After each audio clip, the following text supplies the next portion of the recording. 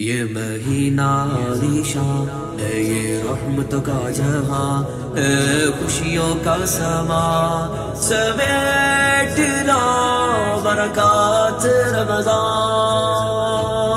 برکات رمضان، برکات رمضان۔ بسم اللہ الرحمن الرحیم، الحمدللہ حمد الشاکرین، والصلاة والسلام علی المبعوث رحمۃ للعالمین، نبینا و حبیبنا محمد وعلی آلہ وصحبہ الطیبین الطاہرین۔ ناظرین، ایک ایسے مقدس اور مبارک مہینے میں کہ جب جنت کے دروازے کھل چکے، جہنم کے در بند ہو چکے، اور ایک ایسے مقدس اور مبارک مہینے میں کہ جس کی ہر رات میں جہنم سے آزادی کے پروانے تقسیم ہو رہے ہیں۔ جی ہاں معزز ناظرین، اسی رمضان المبارک کی ایسی مقدس اور معطر ساعتوں میں جب بندوں کی سننے، بندوں کو دیکھنے، بندوں کو نوازنے کے لیے، بندوں کو عطا کرنے کے لیے خود اللہ خالق و مالک کائنات عرش بری سے آسمان دنیا پر مستوی ہو چکے، پیغام ٹی وی پر آپ کا ہوسٹ حافظ زین العابدین علوی برکات رمضان سحر ٹرانسمیشن میں آپ کو خوش آمدید کہتا ہے۔ السلام علیکم ورحمۃ اللہ وبرکاتہ۔ ناظرین، ہم ہر روز آپ کے لیے عمدہ اور بہترین ٹاپکس لے کر آتے ہیں، بامقصد گفتگو کرنے کی کوشش کرتے ہیں۔ آج ہماری گفتگو کا ٹاپک ہے رمضان اور قرآن۔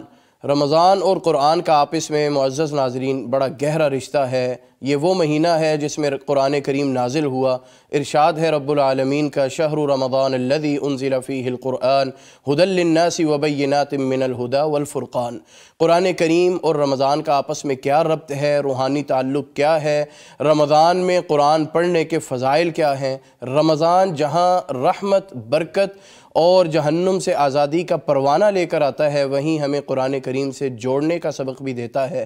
ناظرین، اسٹوڈیو میں آج ہمارے بڑے ہی پیارے معزز مہمانان گرامی موجود ہیں۔ انہیں دعوت دینے سے پہلے میں آپ کی یاد دہانی کے لیے اپنا UAN نمبر دہرائے دیتا ہوں، جس پر آپ کال کر سکتے ہیں، لائیو اپنے مسائل پوچھ سکتے ہیں۔ 04211700000۔ اس کے ساتھ ساتھ ہمارا واٹس ایپ نمبر ہے جس پر آپ اپنے سوالات کر سکتے ہیں، 0321565200۔ محترم ناظرین، ہمارے پہلے معزز مہمان جو ہمارے پینل کا حصہ ہوتے ہیں، فضیلت الشیخ مولانا مفتی محمد نعمان فاروقی صاحب حفظہ اللہ۔ آئیے آپ کو ان سے ملواتے ہیں۔ شیخ السلام علیکم ورحمۃ اللہ۔ وعلیکم السلام ورحمۃ اللہ۔ کیسے مزاج ہیں؟ الحمدللہ۔ ناظرین، ہمارے دوسرے مہمان ریسرچ اسکالر ہیں، فاضل علوم اسلامیہ ہیں، ڈاکٹر میاں عتیق الرحمن صاحب حفظہ اللہ۔ ان کو بھی ہم پیغام ٹی وی پر خوش آمدید کہتے ہیں۔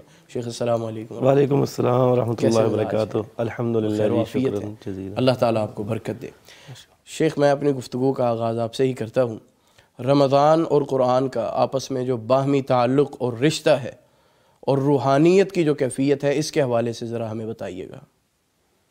ماشاءاللہ۔ ان الحمدللہ والصلاة والسلام علی رسول اللہ، اما بعد۔ رمضان المبارک کو جو اللہ تعالیٰ نے اتنی شان بخشی اور رحمتوں کا جو نزول ہے، جو برکات دیکھنے میں آ رہی ہیں، ہر بندہ تقریباً اسے فیل کر رہا ہے۔ سبحان اللہ۔ اور یہ ایسے وہ لمحات ہیں، ایسی برکات ہیں جو رمضان کے علاوہ ہمیں محسوس نہیں ہوتی۔ رمضان کے علاوہ روزے بھی رکھ لیں تو بھی یہ جو برکات ہیں خاص رمضان کی، وہ ہمیں فیلنگز اس کے علاوہ نہیں آتی۔ تو یہ جو رمضان کو یہ شان ملی، یہ رحمت، یہ برکت، تو یہ اس کا باعث قرآن مجید ہے۔ سبحان اللہ، بہت خوب۔ قرآن مجید وہ کتاب ہے جس کے متعلق اللہ تعالیٰ نے فرمایا، جیسے آپ نے حوالہ بھی دیا، کہ شہر رمضان الذی انزل فیہ القرآن۔ یہ تعارف ہے۔ دیکھیں، جب مالک کائنات ایک چیز کا تعارف کرا رہا ہے، رمضان کا مہینہ وہ ہے جس میں قرآن اتارا گیا، تو اس کا مطلب ہے اس کی بہت زیادہ حیثیت ہے اس تعارف کی۔ تو اس کا مطلب ہے رمضان کی جو شان ہے وہ قرآن کی وجہ سے ہے۔ بالکل۔ اور وہ اب اترا تو رمضان کی ایک رات میں، لیکن اس کا نتیجہ کیا نکلا کہ پورے مہینے کو وہ شرف حاصل ہو گیا، سبحان اللہ، کیونکہ وہ رات اس مہینے میں تھی۔ تو انا انزلناہ فی لیلۃ القدر، تو اس کو اتارا ہم نے لیلۃ القدر میں۔ اب انزال جو ہوتا ہے نا، اس کا مطلب یہ ہوتا ہے کہ یک بارگی اتارنا، اور تنزیل کا معنی ہوتا ہے تھوڑا تھوڑا کر کے اتارنا۔ اب قرآن مجید کے بارے میں دونوں لفظ آتے ہیں، یعنی نزلہ بھی آتا ہے اور انزلہ بھی آتا ہے، تو اس سے کیا پھر مراد ہے؟ اس سے مراد یہ ہے کہ جب جیسا کہ حضرت ابن عباس رضی اللہ عنہما کی تفسیر ہے، وہ کہتے ہیں کہ اللہ تعالیٰ نے لوح محفوظ سے آسمان دنیا پر یہ اس رات میں اتارا، سبحان اللہ، ایک رات میں۔ تو پھر جو اس کی تنزیل ہے، یعنی تھوڑا تھوڑا کر کے جو اترتا رہا، وہ 23 سال عہد نبوت میں مکی مدنی دور میں وہ اترتا رہا، اور یہ اس کی تنزیل ہے۔ تو اسی وجہ سے انزال کا لفظ بھی آتا ہے، تنزیل کا لفظ بھی آتا ہے قرآن مجید کے لیے، تو یہ اس میں فرق ہے۔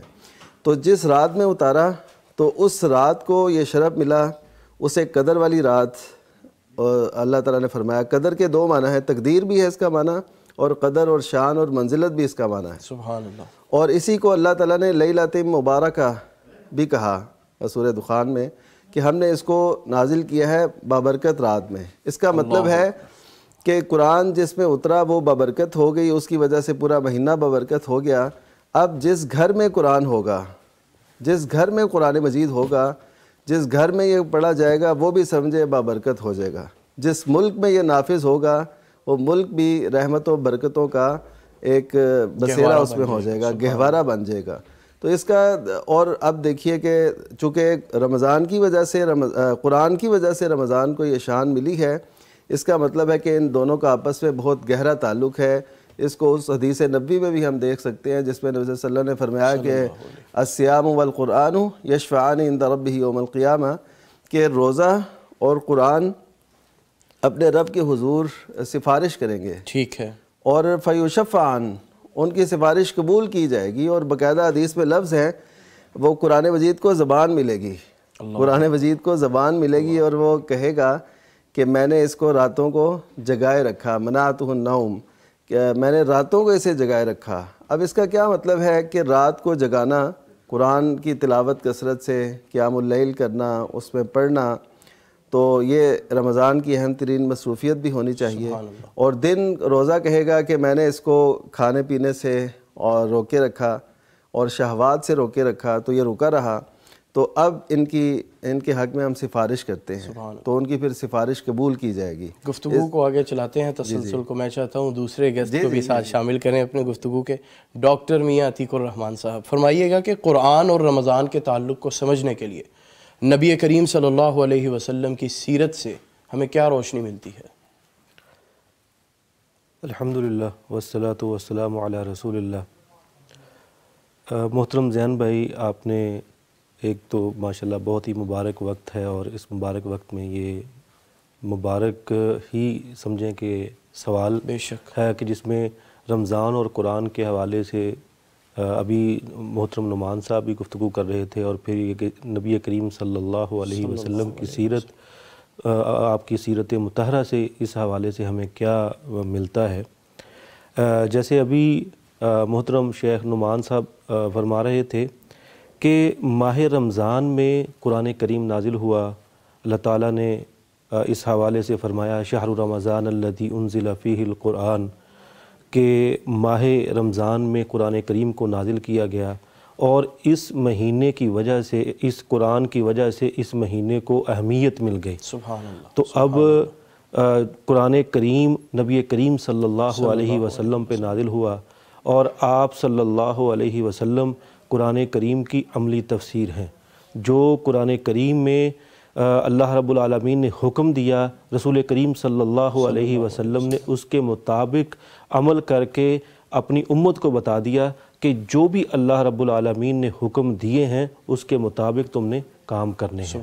اور رسول کریم صلی اللہ علیہ وسلم ماہ رمضان میں قرآن کے ساتھ ویسے تو ہر وقت ہی جڑے رہتے تھے، ہر وقت ہی آپ ذکر و اذکار میں یا تلاوت میں مشغول رہنے کا مشغلہ تھا آپ کا، لیکن رمضان میں خاص طور پہ اس کا اہتمام کیا کرتے تھے، اور پھر قرآن کریم کا دور کیا کرتے تھے۔ جیسے ہمارے ہاں بھی ہم دیکھتے ہیں کہ جیسے تراویح میں قرآن کریم کا دور کیا جاتا ہے، ایسے آپ جبریل علیہ السلام کے ساتھ قرآن کریم کا دور کیا کرتے تھے۔ بلکہ یہاں تک حدیث میں ہمیں معلوم ہوتا ہے کہ جس سال رسول کریم صلی اللہ علیہ وسلم اس دنیا سے جاتے ہیں تو اس سال آپ نے 2 بار قرآن کریم کا دور کیا، اور پھر یہی نہیں، آپ صلی اللہ علیہ وسلم ایک تو ہے نا کہ خود پڑھتے تھے قرآن کو، آپ قرآن سنتے بھی تھے، یعنی سن کے جو ایک کیفیت طاری ہوتی ہے یا جو ایک سرور آتا ہے، وہ بھی ایک بہت ہی یعنی انمول قسم کی ایک چیز ہے، انمول تحفہ ہے۔ بلکہ قرآن پڑھنے والے صحابہ کرام کے ساتھ آپ دور کیا کرتے تھے، قرآن سنا کرتے تھے؟ جی بالکل، بلکہ وہ عبداللہ بن مسعود رضی اللہ تعالیٰ عنہ۔ پھر گفتگو کو ہم آگے بڑھاتے ہیں۔ ایک کالر ہے جی، السلام علیکم ورحمۃ اللہ۔ السلام علیکم ورحمۃ اللہ۔ صفیہ وحید صاحبہ لاہور سے، السلام علیکم۔ آواز بہت کم ہے، ٹی وی کا والیوم اپنا آف کیجئے گا پلیز۔ السلام علیکم۔ وعلیکم السلام۔ جی بہن، کیا سوال ہے، کیا کہنا چاہیں گی آپ، کیا پوچھنا چاہیں گی؟ میں بیٹا پوچھنا چاہوں گی تو مطلب میں گوڈیاں دی مریض ہے، کمر دی مریض ہے، میں سجدہ دینا چاہنی ہے، فون تے مطلب دا میں سجدہ دے سکتی؟ ٹھیک ہے، کال کرنے کا شکریہ۔ مفتی صاحب فرمائیے گا۔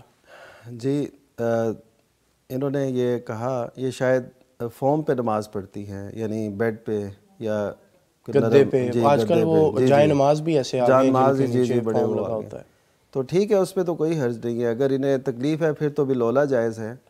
ویسے بھی اگر ایسی صورت ہو، کوئی پرابلم ہے کوئی جسمانی طور پہ، تو پڑھ سکتے ہیں، بیڈ پہ بھی نماز پڑھ سکتے ہیں، اور اسی طرح اگر جان ماز ایسے ہوں تو پڑھ سکتے ہیں، خصوصاً جب بیماری کوئی لاحق ہو۔ جذبہ ان کا بڑا اچھا ہے کہ میں سجدہ دینا چاہتی ہوں۔ سجدہ دیکھیں ان کی آواز میں جو رقت ہے اور جو وہ جس طریقے سے بیان کر رہی ہیں، ہم اللہ تعالیٰ سے دعا گو بھی ہیں اللہ تعالیٰ انہیں صحت عافیت دے کہ سجدہ کر سکیں صحیح طریقے سے۔ اور یہ بڑی وہ جو کرتے آ رہے ہوتے ہیں نا، ان کے جب سجدے چھوٹ جاتے ہیں، اسی طرح بیماری کی وجہ سے روزے چھوٹ جاتے ہیں، ان کو بڑا فیل ہوتا ہے۔ صحیح بات ہے، صحیح بات۔ تو اللہ تعالیٰ بھی ان کی قدر کرنے والا ہے۔ بے شک۔ کال سے پہلے آپ اپنی گفتگو کر رہے تھے، اس کو پورا کیجیے گا۔ جی زین بھائی، میں بات کر رہا تھا کہ عبداللہ بن مسعود رضی اللہ تعالیٰ عنہ بڑے جلیل القدر صحابی ہیں، قرآن سے محبت کرنے والے، رسول کریم صلی اللہ علیہ وسلم کی باتوں کو محفوظ کرنے والے۔ وہ ایک بار رسول کریم صلی اللہ علیہ وسلم کے پاس تھے، تو آپ نے انہیں کہا کہ مجھے ذرا قرآن کریم پڑھ کے سناؤ۔ سبحان اللہ۔ تو کیا خوش قسمتی ہے کہ صاحب قرآن اپنے صحابی کو کہہ رہا ہے کہ قرآن پڑھ کے اور یہی آپ ایسے سمجھیں کہ اسی طرح جب رسول کریم صلی اللہ علیہ وسلم نے عبداللہ بن مسعود رضی اللہ تعالیٰ عنہ کو کہا تو وہ بڑے حیران ہوئے کہ آپ پر تو قرآن کریم نازل ہوتا ہے، اور پھر آپ تو ہمیں سکھانے والے ہیں، اور پھر یعنی ظاہر ہے نا، ویسے بھی استاد کے سامنے جو ایک مؤدب شاگرد ہوتا ہے، اس کا ایک یعنی احترام کے ساتھ ساتھ تھوڑا سا روب بھی ہوتا ہے، جھجک ہوتی ہے، ہچکچاہٹ ہوتی ہے۔ تو وہ عبداللہ بن مسعود رضی اللہ تعالیٰ عنہ تھے کہ بھئی آپ تو ہمیں پڑھانے والے ہیں، ہمارے استاد ہیں، تو ہم کیسے جو ہے وہ آپ کے سامنے پڑھ سکتے ہیں؟ تو یہ ایک تھوڑا سا ہچکچاہٹ، روب بھی تھا، احترام بھی تھا۔ صحیح بات۔ تو لیکن رسول کریم صلی اللہ علیہ وسلم نے اصرار فرمایا کہ میں چاہتا ہوں کہ میں بھی قرآن کریم سنوں۔ یعنی قرآن کریم جب انسان سنتا ہے، اپنے حواس اس طرف لگاتا ہے، تو اگر تو آپ کو اس کا مفہوم سمجھ آتا ہے، پھر تو وہ بہت ہی جو ہے وہ جسے کہتے ہیں کہ دل کی کیفیت یا دل کی دنیا بدل جاتی ہے۔ اگر یہ معنی بالکل بہت زیادہ سمجھ نہ بھی آ رہے ہوں تو آپ کسی اچھے جو پڑھنے والا ہے، قاری ہے، آپ اس کی تلاوت سنیں تو پھر بھی جو ہے نا وہ رقت جو ہے وہ طاری ہو جاتی ہے، اور قرآن کریم وہ آپ پر اثر کرتا ہے۔ اور یہ ہمیں آپ دیکھ سکتے ہیں کہ جب بھی ہم قرآن کریم سنتے ہیں تو قرآن کریم سننے کے بعد یعنی جو مومن ہے، جو اللہ رب العالمین اور اس کے رسول پر ایمان رکھنے والا بندہ ہے، رسول کریم صلی اللہ علیہ وسلم کے طریقہ کار کو، ان کے اسوہ حسنہ کے مطابق اپنے آپ کو چلانا چاہتا ہے اور آپ سے محبت رکھتا ہے، تو وہ بھی آپ کے نقش قدم پر چلتے ہوئے رمضان المبارک میں قرآن کے ساتھ جڑنے کے لیے وہ بھی جد و جہد کرتا ہے، کوشش کرتا ہے، تراویح کا اہتمام کرتا ہے، پھر اسی طرح تلاوت کا اہتمام کرتا ہے، زیادہ سے زیادہ قرآن کریم کو پڑھنے کی کوشش کرتا ہے۔ تو یہ کرنا بھی چاہیے، اور یہ چیز اپنے روزمرہ کے معمولات میں ماہ رمضان ہو یا اس سے ہٹ کے بھی ہو، ماہ رمضان میں تو بہت زیادہ اس کا اہتمام کرنا چاہیے۔ جیسے رسول کریم صلی اللہ علیہ وسلم دور کیا کرتے تھے، ہمیں بھی کم از کم زیادہ نہیں تو ایک بار تو کم از کم آپ صلی اللہ علیہ وسلم کے نقش قدم پر چلتے ہوئے لازمی قرآن کریم کو ختم کرنا چاہیے۔ بہت بہتر۔ شیخ یہ فرمائیے گا کہ قرآن کریم رمضان المبارک میں نازل ہوا، اس کی حکمت اور فلسفہ کیا ہے؟ کسی اور مہینے میں بھی تو نازل ہو سکتا تھا۔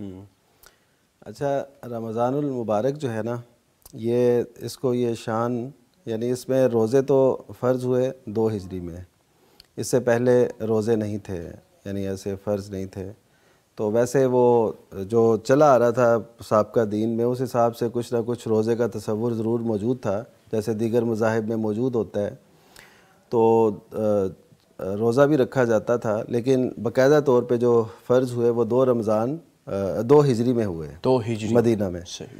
تو اس سے پہلے روزے نہیں تھے۔ تو قرآن مجید ظاہر ہے آپ جانتے ہیں کہ یہ نبی صلی اللہ علیہ وسلم پہ مکی دور میں ہی ظاہر ہے اس کا نزول ہوا، اور پہلی وحی ہی سے آپ کی نبوت کا اظہار اور اعلان ہوا۔ تو اصل میں ایسا ہے کہ روزہ جو ہے نا، روزہ یہ خود ایک بہت بڑی عبادت ہے، سبحان اللہ، اسی طرح ہے، اور اس میں روحانیت اور جسمانی فوائد جمع کر دیے گئے ہیں۔ اس کے حوالے سے بڑی اچھی آپ نے گفتگو 2 دن پہلے فرمائی تھی۔ جی جی، کہ انسان نا روزے میں بہت خوب اللہ تعالیٰ کے قریب ہوتا ہے۔ یہ ایک ایسی عبادت ہے نا جس سے انسان کو اللہ تعالیٰ کا قرب حاصل ہوتا ہے، اور کوئی بھی عبادت جو ہے نا وہ اس نوعیت کی نہیں ہے، جس میں انسان کی قربانی بھی ہے، اس کا اپنی شہوات پہ کنٹرول کرنا بھی ہے، اپنی خواہشات کو دبانا بھی ہے، اور اس سے پھر اللہ تعالیٰ کا قرب حاصل ہوتا ہے، جسے ہم تقویٰ کہتے ہیں۔ ان اللہ یحب المتقین، کہ اللہ تعالیٰ متقین سے محبت کرتا ہے۔ تو یہ جو تقویٰ ہے اور یہ جو محبت ہے، اب اس وجہ سے ایسے سمجھیں کہ قرآن مجید اس میں اترا تو اب اس مہینے کا ادب احترام بھی ہو گیا، اب لوگوں کو اللہ تعالیٰ کے قریب ہونے کا موقع بھی مل گیا۔ سبحان اللہ۔ قرآن جب رمضان اور قرآن جب ہم ایک ساتھ لے کے چلتے ہیں نا، اور میں یہ کہوں گا کہ جس کی زندگی میں رمضان تو ہے لیکن قرآن نہیں ہے، تو وہ صحیح معنی سے رمضان سے فائدہ نہیں اٹھا سکتا، مستفید نہیں ہو پا رہا۔ تو رمضان اور قرآن کا گہرا تعلق ہے، تو اس کو سمجھنا چاہیے کہ اس مہینے میں روزے کیوں۔ اصل میں سوال ایسے ہے کہ جس مہینے میں قرآن اترا اس مہینے میں روزے کیوں رکھے گئے، اصل سوال یہ بنتا ہے۔ تو اس میں روزے اس لیے رکھے گئے تاکہ لوگوں کا رجحان اس طرح بن جائے کہ ہم نے زیادہ توجہ جو ہے نا وہ قرآن مجید کی طرف کرنی ہے۔ اب دیکھیے کہ نبی کریم صلی اللہ علیہ وسلم جبریل علیہ السلام سے دور کرتے تھے قرآن مجید کا، تو آخری سال جو ہے حضرت جبریل علیہ السلام نے 2 مرتبہ دور کیا، نبی کریم صلی اللہ علیہ وسلم سے 2 مرتبہ کیا، اور اسی کو نبی کریم صلی اللہ علیہ وسلم نے فرمایا تھا کہ حضرت فاطمہ رضی اللہ تعالیٰ عنہ سے کہ مجھے لگتا ہے کہ یہ میرا آخری سال ہے زندگی کا۔ تو اس سے نبی صلی اللہ علیہ وسلم نے یہ سمجھا۔ تو اس کا مطلب ہے ہمیں کیا پتہ چلتا ہے؟ ہمیں یہ پتہ چلتا ہے کہ جو لوگ اپنی زندگی کے آخری ایام میں ہوں، آخری لمحات میں ہوں، یا ایسے سمجھیں وہ 60 ابو ہیں، 60 سال سے اوپر ہو چکے ہیں، تو ان کو قرآن مجید کی طرف زیادہ توجہ کرنی چاہیے۔ صحیح۔ ہاں، یہ اس میں ایک راز ہے، ایک حکمت ہے۔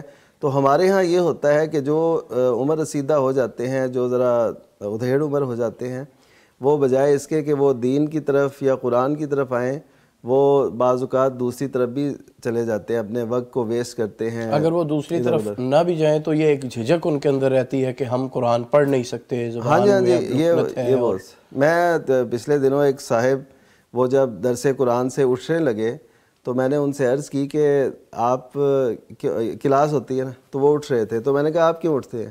تو انہوں نے مجھے سائڈ پہ لے جا کے مجھے کہا، کہتے ہیں اصل میں نا مجھے قرآن پڑھنا نہیں آتا۔ اللہ اکبر۔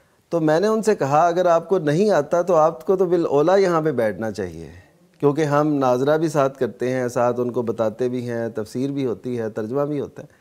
تو مطلب یہ ہے کہ یہ ایک جھجک کہ جی مجھے پڑھنا نہیں آتا، تو اگر نہیں آتا تو آپ تو ایسے کلاس اٹینڈ کریں، ایسے ماحول میں شریک ہوں جہاں قرآن مجید، اب خلاصہ قرآن الحمدللہ ہو رہا ہے تقریباً اکثر مساجد میں، تو وہاں پہ شریک ہوں، آپ سنیں۔ کالر ہیں، جی کالر ایک ہم لے لیں گے پہلے۔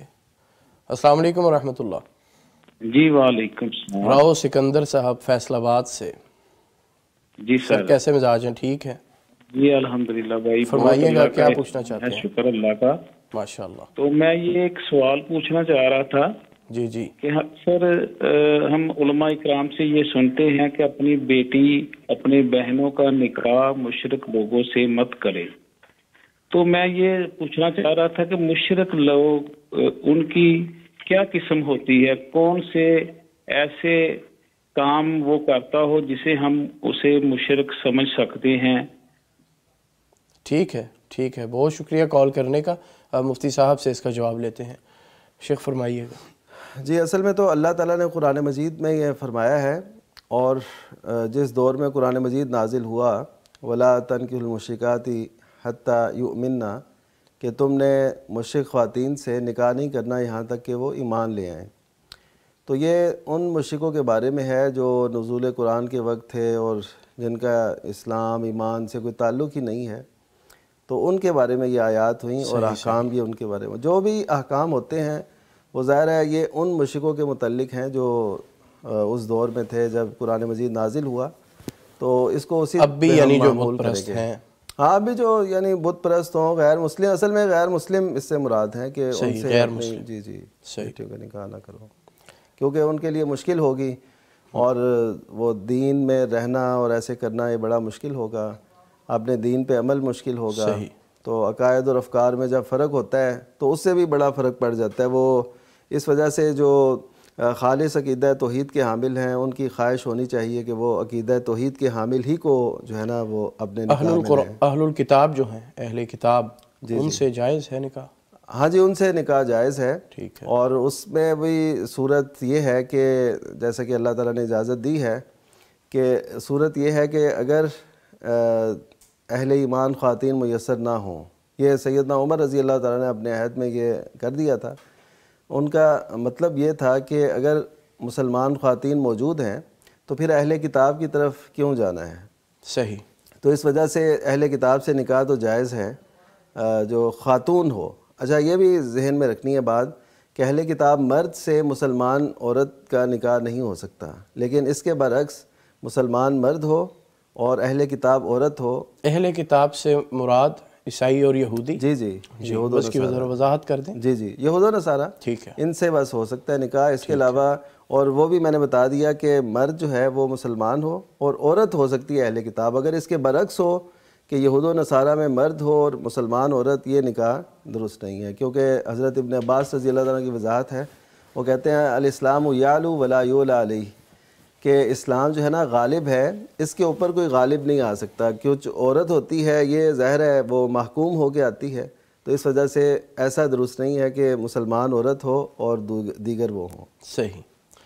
ڈاکٹر عتیق الرحمان صاحب، مسکراتا چہرہ، فرمائیے گا کہ رمضان میں قرآن کو حفظ کرنا یا اس کا دور کرنا، اس کے کیا فوائد ہیں، روحانی برکات کیا ہیں، ثمرات کیا ہیں؟ بہت شکریہ شیخ زیان صاحب.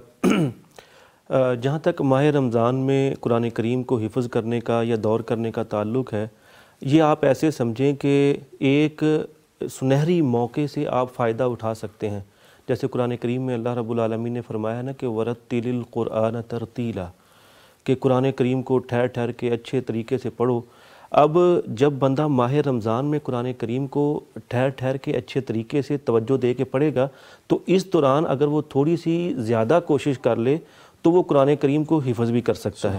اور اس طرح کی کئی مثالیں ہمارے سامنے موجود ہیں کہ سلف میں سے بھی اور اب بھی کئی ایسے یعنی نوجوان ہمارے نظر میں ہیں یا ایسے لوگ ہیں یا ایسے جو ہیں وہ ماشاءاللہ افراد ہیں کہ جنہوں نے ماہ رمضان کے موقع سے فائدہ اٹھاتے ہوئے قرآن کریم کو حفظ بھی کر لیا.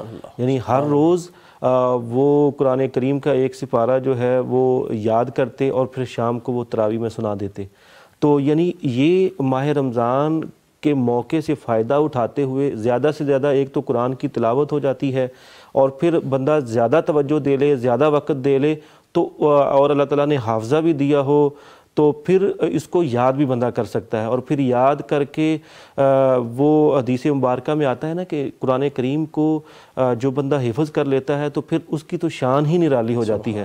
اور پھر اسی طرح جب حفظ کرنے والا بندہ وہ اللہ کے حضور یعنی قیامت کے روز جب پیش ہوگا تو اس وقت بھی اللہ رب العالمین اسے کہیں گے کہ اقرا ورتقی، کہ پڑھتا جا اور پھر چڑھتا اور اپنے منزل، یعنی ایسے سمجھیں کہ جو قرآن کریم حفظ کر لیتا ہے وہ اپنا مقام خود طے کر سکتا ہے۔ یعنی پورا قرآن کوئی حفظ نہیں کر پاتا تو کچھ نہ کچھ حصہ تو یاد ہونا چاہیے۔ بالکل کچھ نہ کچھ جو بھی یعنی بلکہ بطور مسلمان ہمیں کم از کم اتنی قرآن کریم تو صورتیں یاد ہونی چاہیے کہ اگر نماز کروانی پڑ جائے تو نماز کروا سکے۔ بڑی بدقسمتی کی بات ہے کہ جہاں ہمارے ہاں بہت ساری چیزوں کی طرف ہماری توجہ ہوتی ہے، اس پہلو کو یا اس چیز کو ہم اگنور کر دیتے ہیں کہ ہم اتنا قرآن بھی بہت سارے افراد دیکھے ہیں کہ یاد نہیں کر پاتے کہ اگر انہیں نماز کروانی پڑ جائے تو وہ نماز میں وہ پڑھ سکیں۔ اور یہ بڑی یعنی بطور مسلمان اور بطور مومن بڑی جو ہے وہ ایک یعنی ایسے سمجھے کہ مشکل صورتحال ہے۔ تو ماہ رمضان کا فائدہ اٹھاتے ہوئے ذرا اس طرح بھی توجہ کر لینی چاہیے۔ میں اپنے جتنے بھی دیکھنے والے ہیں ان سب کو یہ کہنا چاہوں گا کہ اس موقع سے فائدہ اٹھائیے۔ ماہ رمضان اور قرآن یہ دونوں سفارش کرنے والے ہیں، تو جب آپ اس مہینے میں قرآن کریم کو یاد کرنے کی جانب بڑھیں گے، اپنی توجہ لگائیں گے، تو انشاءاللہ الرحمن یہ قرآن ماہ رمضان کے ساتھ مل کے اللہ رب العالمین کے ہاں تمہارا سفارشی ہوگا، اور آپ کو سفارش کر کے آپ کی وہاں پر مشکلات اللہ سے آسان کروائے گا۔ سبحان اللہ۔ بلکہ میرے حلقہ احباب میں کچھ دوست ایسے ہیں، بہت ٹف لائف ہے، مصروف لائف ہے ان کی، لیکن شوق تھا ان کا قرآن کا حفظ کرنا، بچپن میں نہیں کر سکے تو بڑے ہوئے اب فیکٹری آنرز ہیں، لیکن روزانہ 2 آیات یاد کر کے اب تک 5 6 پارے حفظ کر چکے ہیں ماشاءاللہ۔ وہ پھر ڈیلی 1 پارہ سناتے ہیں، بڑا اچھا جذبہ ہے ماشاءاللہ۔ شیخ نعمان صاحب فرمائیے گا کہ رمضان میں قرآن کریم کی تلاوت کا اجر عام دنوں سے بڑھ جاتا ہے؟ جی، قرآن مجید اصل میں ایسی کوئی واضح دلیل تو نہیں ہے۔ اس حوالے سے جو روایت آتی ہے حضرت سلمان فارسی رضی اللہ تعالیٰ سے جو منقول ہے کہ قد اظلکم شہر عظیم، کہ ایک بہت بڑا مہینہ، عظمتوں والا مہینہ تم پہ سایہ فگن ہونے والا ہے، تو وہ حدیث مبارکہ جس میں یہ کہا گیا کہ فرض کا جو ثواب ہے 70 گنا بڑھ جاتا ہے، نفل کا فرض کے برابر، تو اس سے کئی یہ سمجھتے ہیں، لیکن یہ حدیث بیسکلی ثابت نہیں ہے نبی کریم صلی اللہ علیہ وسلم سے، اس وجہ سے اس پہ تو بنیاد نہیں رکھ سکتے۔ لیکن میں یہ کہوں گا کہ دیکھیے کہ رمضان اور قرآن کا ایک گہرا تعلق ہے نا، اور دونوں یہ سفارشی ہیں۔ اب کوئی شخص اگر خاص اہتمام کرے رمضان میں قرآن کے ساتھ جڑے، تو اس کا مطلب ہے اس نے اپنے حق میں 2 سفارشی تھے ان کو اپنے حق میں کر لیا ہے۔ تو یہ کتنی بڑی بات ہے، یعنی رمضان کے علاوہ تو یہ نہیں نہ مل سکتا کہ رمضان کے علاوہ تو صرف قرآن ہے۔ اگر رمضان میں قرآن ہے تو اس کا مطلب ہے انہیں 2 سفارشی جو ہیں اللہ تعالیٰ نے مقرر کیے ان کو اپنے حق میں کر لیا ہے۔ اللہ، تو یہ بہت بڑی بات ہے۔ اور پھر یہ ہے کہ نبی کریم صلی اللہ علیہ وسلم کا اسوہ بھی چونکہ رمضان المبارک میں قرآن مجید کو زیادہ اہمیت دینے کا تھا، تو اس کا مطلب ہے کہ آپ بھی ہم لوگ بھی قرآن مجید کو زیادہ اہمیت دیں، یہ اسوہ نبوی پر عمل کرنے کا ایک علیحدہ اجر ملے گا۔ اور تیسری بات یہ ہے کہ چونکہ یہ نزول قرآن کا مہینہ ہے تو اس میں قرآن کی طرف زیادہ توجہ ہونی چاہیے، اور اس میں جو اہم بات ہے جو قرآن مجید میں بتائی گئی وہ یہ ہے شہر رمضان الذی انزل فیہ القرآن ھدی للناس۔ تو قرآن مجید کو ہدایت کے لیے ہم نے پڑھنا ہے، رہنمائی کے لیے پڑھنا ہے، یعنی اس کو اپنا رہنما سمجھ کے اس کو پڑھنا ہے اور اس کو اپنا قائد بنا کے رکھنا ہے۔ سیدنا ابن مسعود رضی اللہ تعالیٰ عنہ انہوں نے ایک دن یہ بات کہی، ابھی دیکھیے سیدنا ابن مسعود رضی اللہ تعالیٰ عنہ کا تذکرہ اس روایت میں بھی آیا، اس میں بھی ہے جو میں ابھی عرض کرنے لگا ہوں۔ اس کا مطلب ہے کہ قرآن مجید کے ساتھ جو لوگ زیادہ تعلق رکھتے رہے تو ان کا پھر زیادہ وہ تذکرہ جو ہے نا وہ اس حوالے سے آتا ہے۔ جی تو سیدنا ابن مسعود رضی اللہ تعالیٰ نے ایک دن نبی کریم صلی اللہ علیہ وسلم کے سامنے ایک تقریر کی، ایک خطاب کیا، اور وہ اس میں پہلے سیدنا ابو بکر رضی اللہ تعالیٰ نے بھی کیا، حضرت عمر نے بھی کیا، اور پھر ایک اور صحابی تھے انہوں نے بھی کیا۔ نبی صلی اللہ علیہ وسلم نے ان کی کیونکہ ان کی ذرا سجا کلامی تھی، ایسے وہ آپ نے اتنا پسند نہیں کیا، تو پھر حضرت ابن مسعود رضی اللہ تعالیٰ سے کہا کہ آپ کریں، تو انہوں نے شروع کی بات، تو انہوں نے یہ عرض کی کہ اللہ عز و جل ربنا، اللہ ہمارا رب ہے، اور والقرآن امامنا، اور قرآن ہمارا امام ہے، سبحان اللہ، ہمارا قائد ہے۔ تو آج جو لوگ ترستے ہیں نا یار ہمارے پاس کوئی قائد نہیں ہے، کوئی قیادت نہیں ہے، میں ان سے کہتا ہوں کہ قرآن امام اور قائد بنا لیجئے، یعنی اس کے اشاروں پر چلیے، جہاں یہ لے جاتا ہے وہاں پہ جائیے، جہاں سے روکتا ہے وہاں پہ رک جائیے، اس کو اپنا مقتدا مانیے، تو یقین کیجئے یہ کیسے ہوگا۔ دوسری حدیث میں آتا ہے کہ جس نے قرآن مجید کو اپنے آگے کیا، قرآن مجید کو اپنے آگے کیا، تو یہ اس کو قرآن مجید اس کو جنت کی طرف لے جائے گا، اور جس نے اس کو پیچھے کیا یعنی پس پش ڈالا، اس کے دو مفہوم، ایک تو یہ کہ پس پش ڈالنا، اگنور کرنا، غفلت برتنا، اس کی طرف توجہ نہ کرنا، ایک تو یہ ہے۔ دوسرا یہ ہے کہ آپ اپنا موقف پہلے بنائیں اور پھر قرآن مجید کو اس کے لیے استعمال کریں، اپنا عقیدہ پہلے بنائیں اور کہیں کہ قرآن مجید کی یہ آیت میرے اس عقیدے کی تائید کرتی ہے۔ تو اس کا مطلب یہ ہوگا کہ پہلے آپ نے ذہن بنایا، اس کے بعد قرآن سے دلائل اکٹھے کیے، نہیں کرنا کیا ہے کہ پہلے قرآن کو رکھنا ہے اور اس کے مطابق اپنا ذہن، سوچ، فکر، عقیدہ بنانا ہے۔ بہتر۔ ابھی آپ بات کر رہے تھے تو ذہن میں ایک سوال پیدا ہوتا ہے، اکثر جو ہم لوگوں کو یہ بات کرتے ہوئے دیکھتے ہیں کہ سال بھر میں قرآن سے ان کی اٹیچمنٹ نہیں ہوتی، اب رمضان میں جب قرآن پڑھنے کا انہیں کہا جاتا ہے تو وہ کہتے ہیں کہ جی ہم نے ٹرانسلیشن اور تفسیر کے ساتھ قرآن پڑھنا ہے، اس میں پھر مکمل نہیں کر پاتے، 1 پارہ 2 پارہ پڑھیں گے۔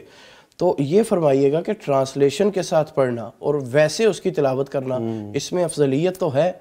رمضان میں بندہ ویسے تلاوت زیادہ کرے؟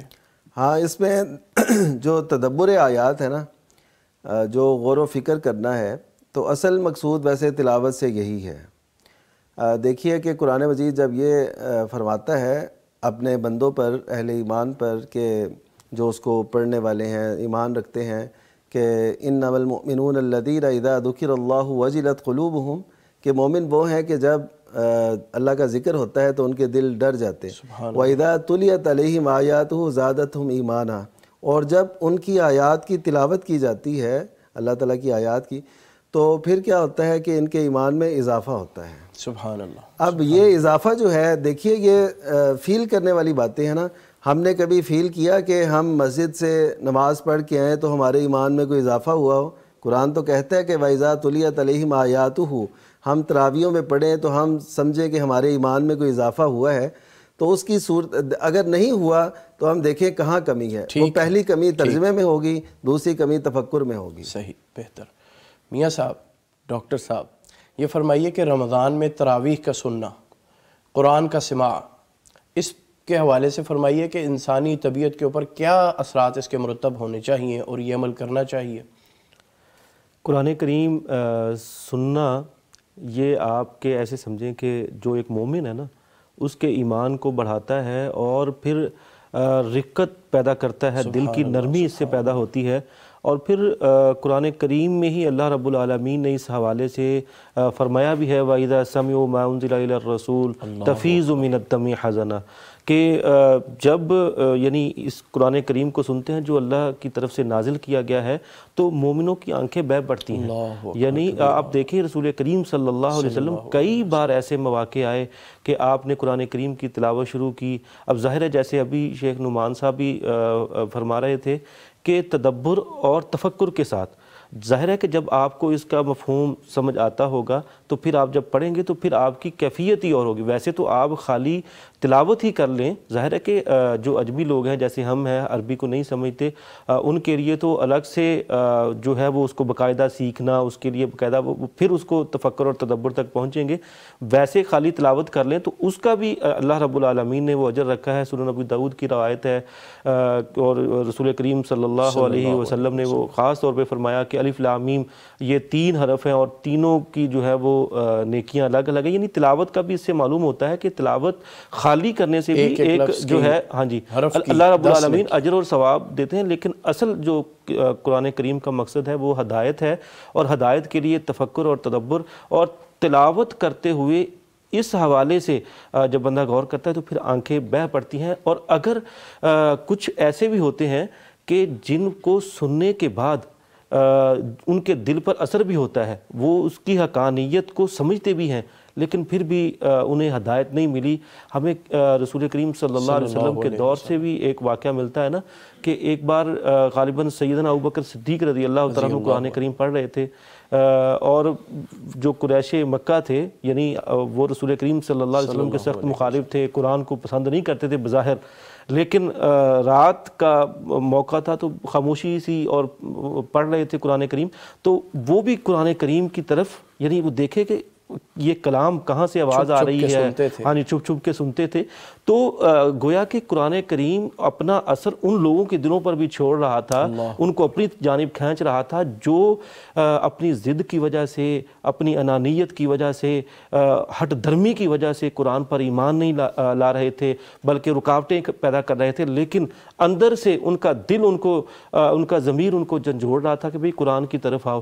اور پھر اسی طرح آپ دیکھیے کہ سیدنا عمر فاروق رضی اللہ تعالیٰ عنہ کے حوالے سے میں پڑھ رہا تھا کہ سورہ والطور کی تلاوت جو ہے وہ سن رہے تھے یا وہ کر رہے تھے، تو فی رق منشور تک جب پہنچے تو اب ظاہر ہے کہ وہ عرب تھے، مفہوم کو جانتے تھے، گہرائی جو الفاظ کی معانی کی گہرائی ہے اس کو سمجھتے تھے، تو جب یہاں تک پہنچے تو یعنی ان کی جو جیسے نا تفیض من الدم، یعنی وہ اتنا روئے، ایسی کیفیت بن گئی کہ رو کے ان کی حالت بگڑ گئی، اور پھر اس پر غور کرتے ہوئے اپنے طبیعت کو یعنی ایسے سمجھیں کہ ایسی کیفیت طاری ہو گئی کہ کئی دن اس کے بعد وہ بیمار رہے پھر، تو یعنی اس وجہ سے کہ جب قرآن کو پڑھا اور سمجھا، تلاوت کی، اس کا یہ اثر ہوا۔ اور پھر کچھ دل ایسے بھی ہوتے ہیں کہ جو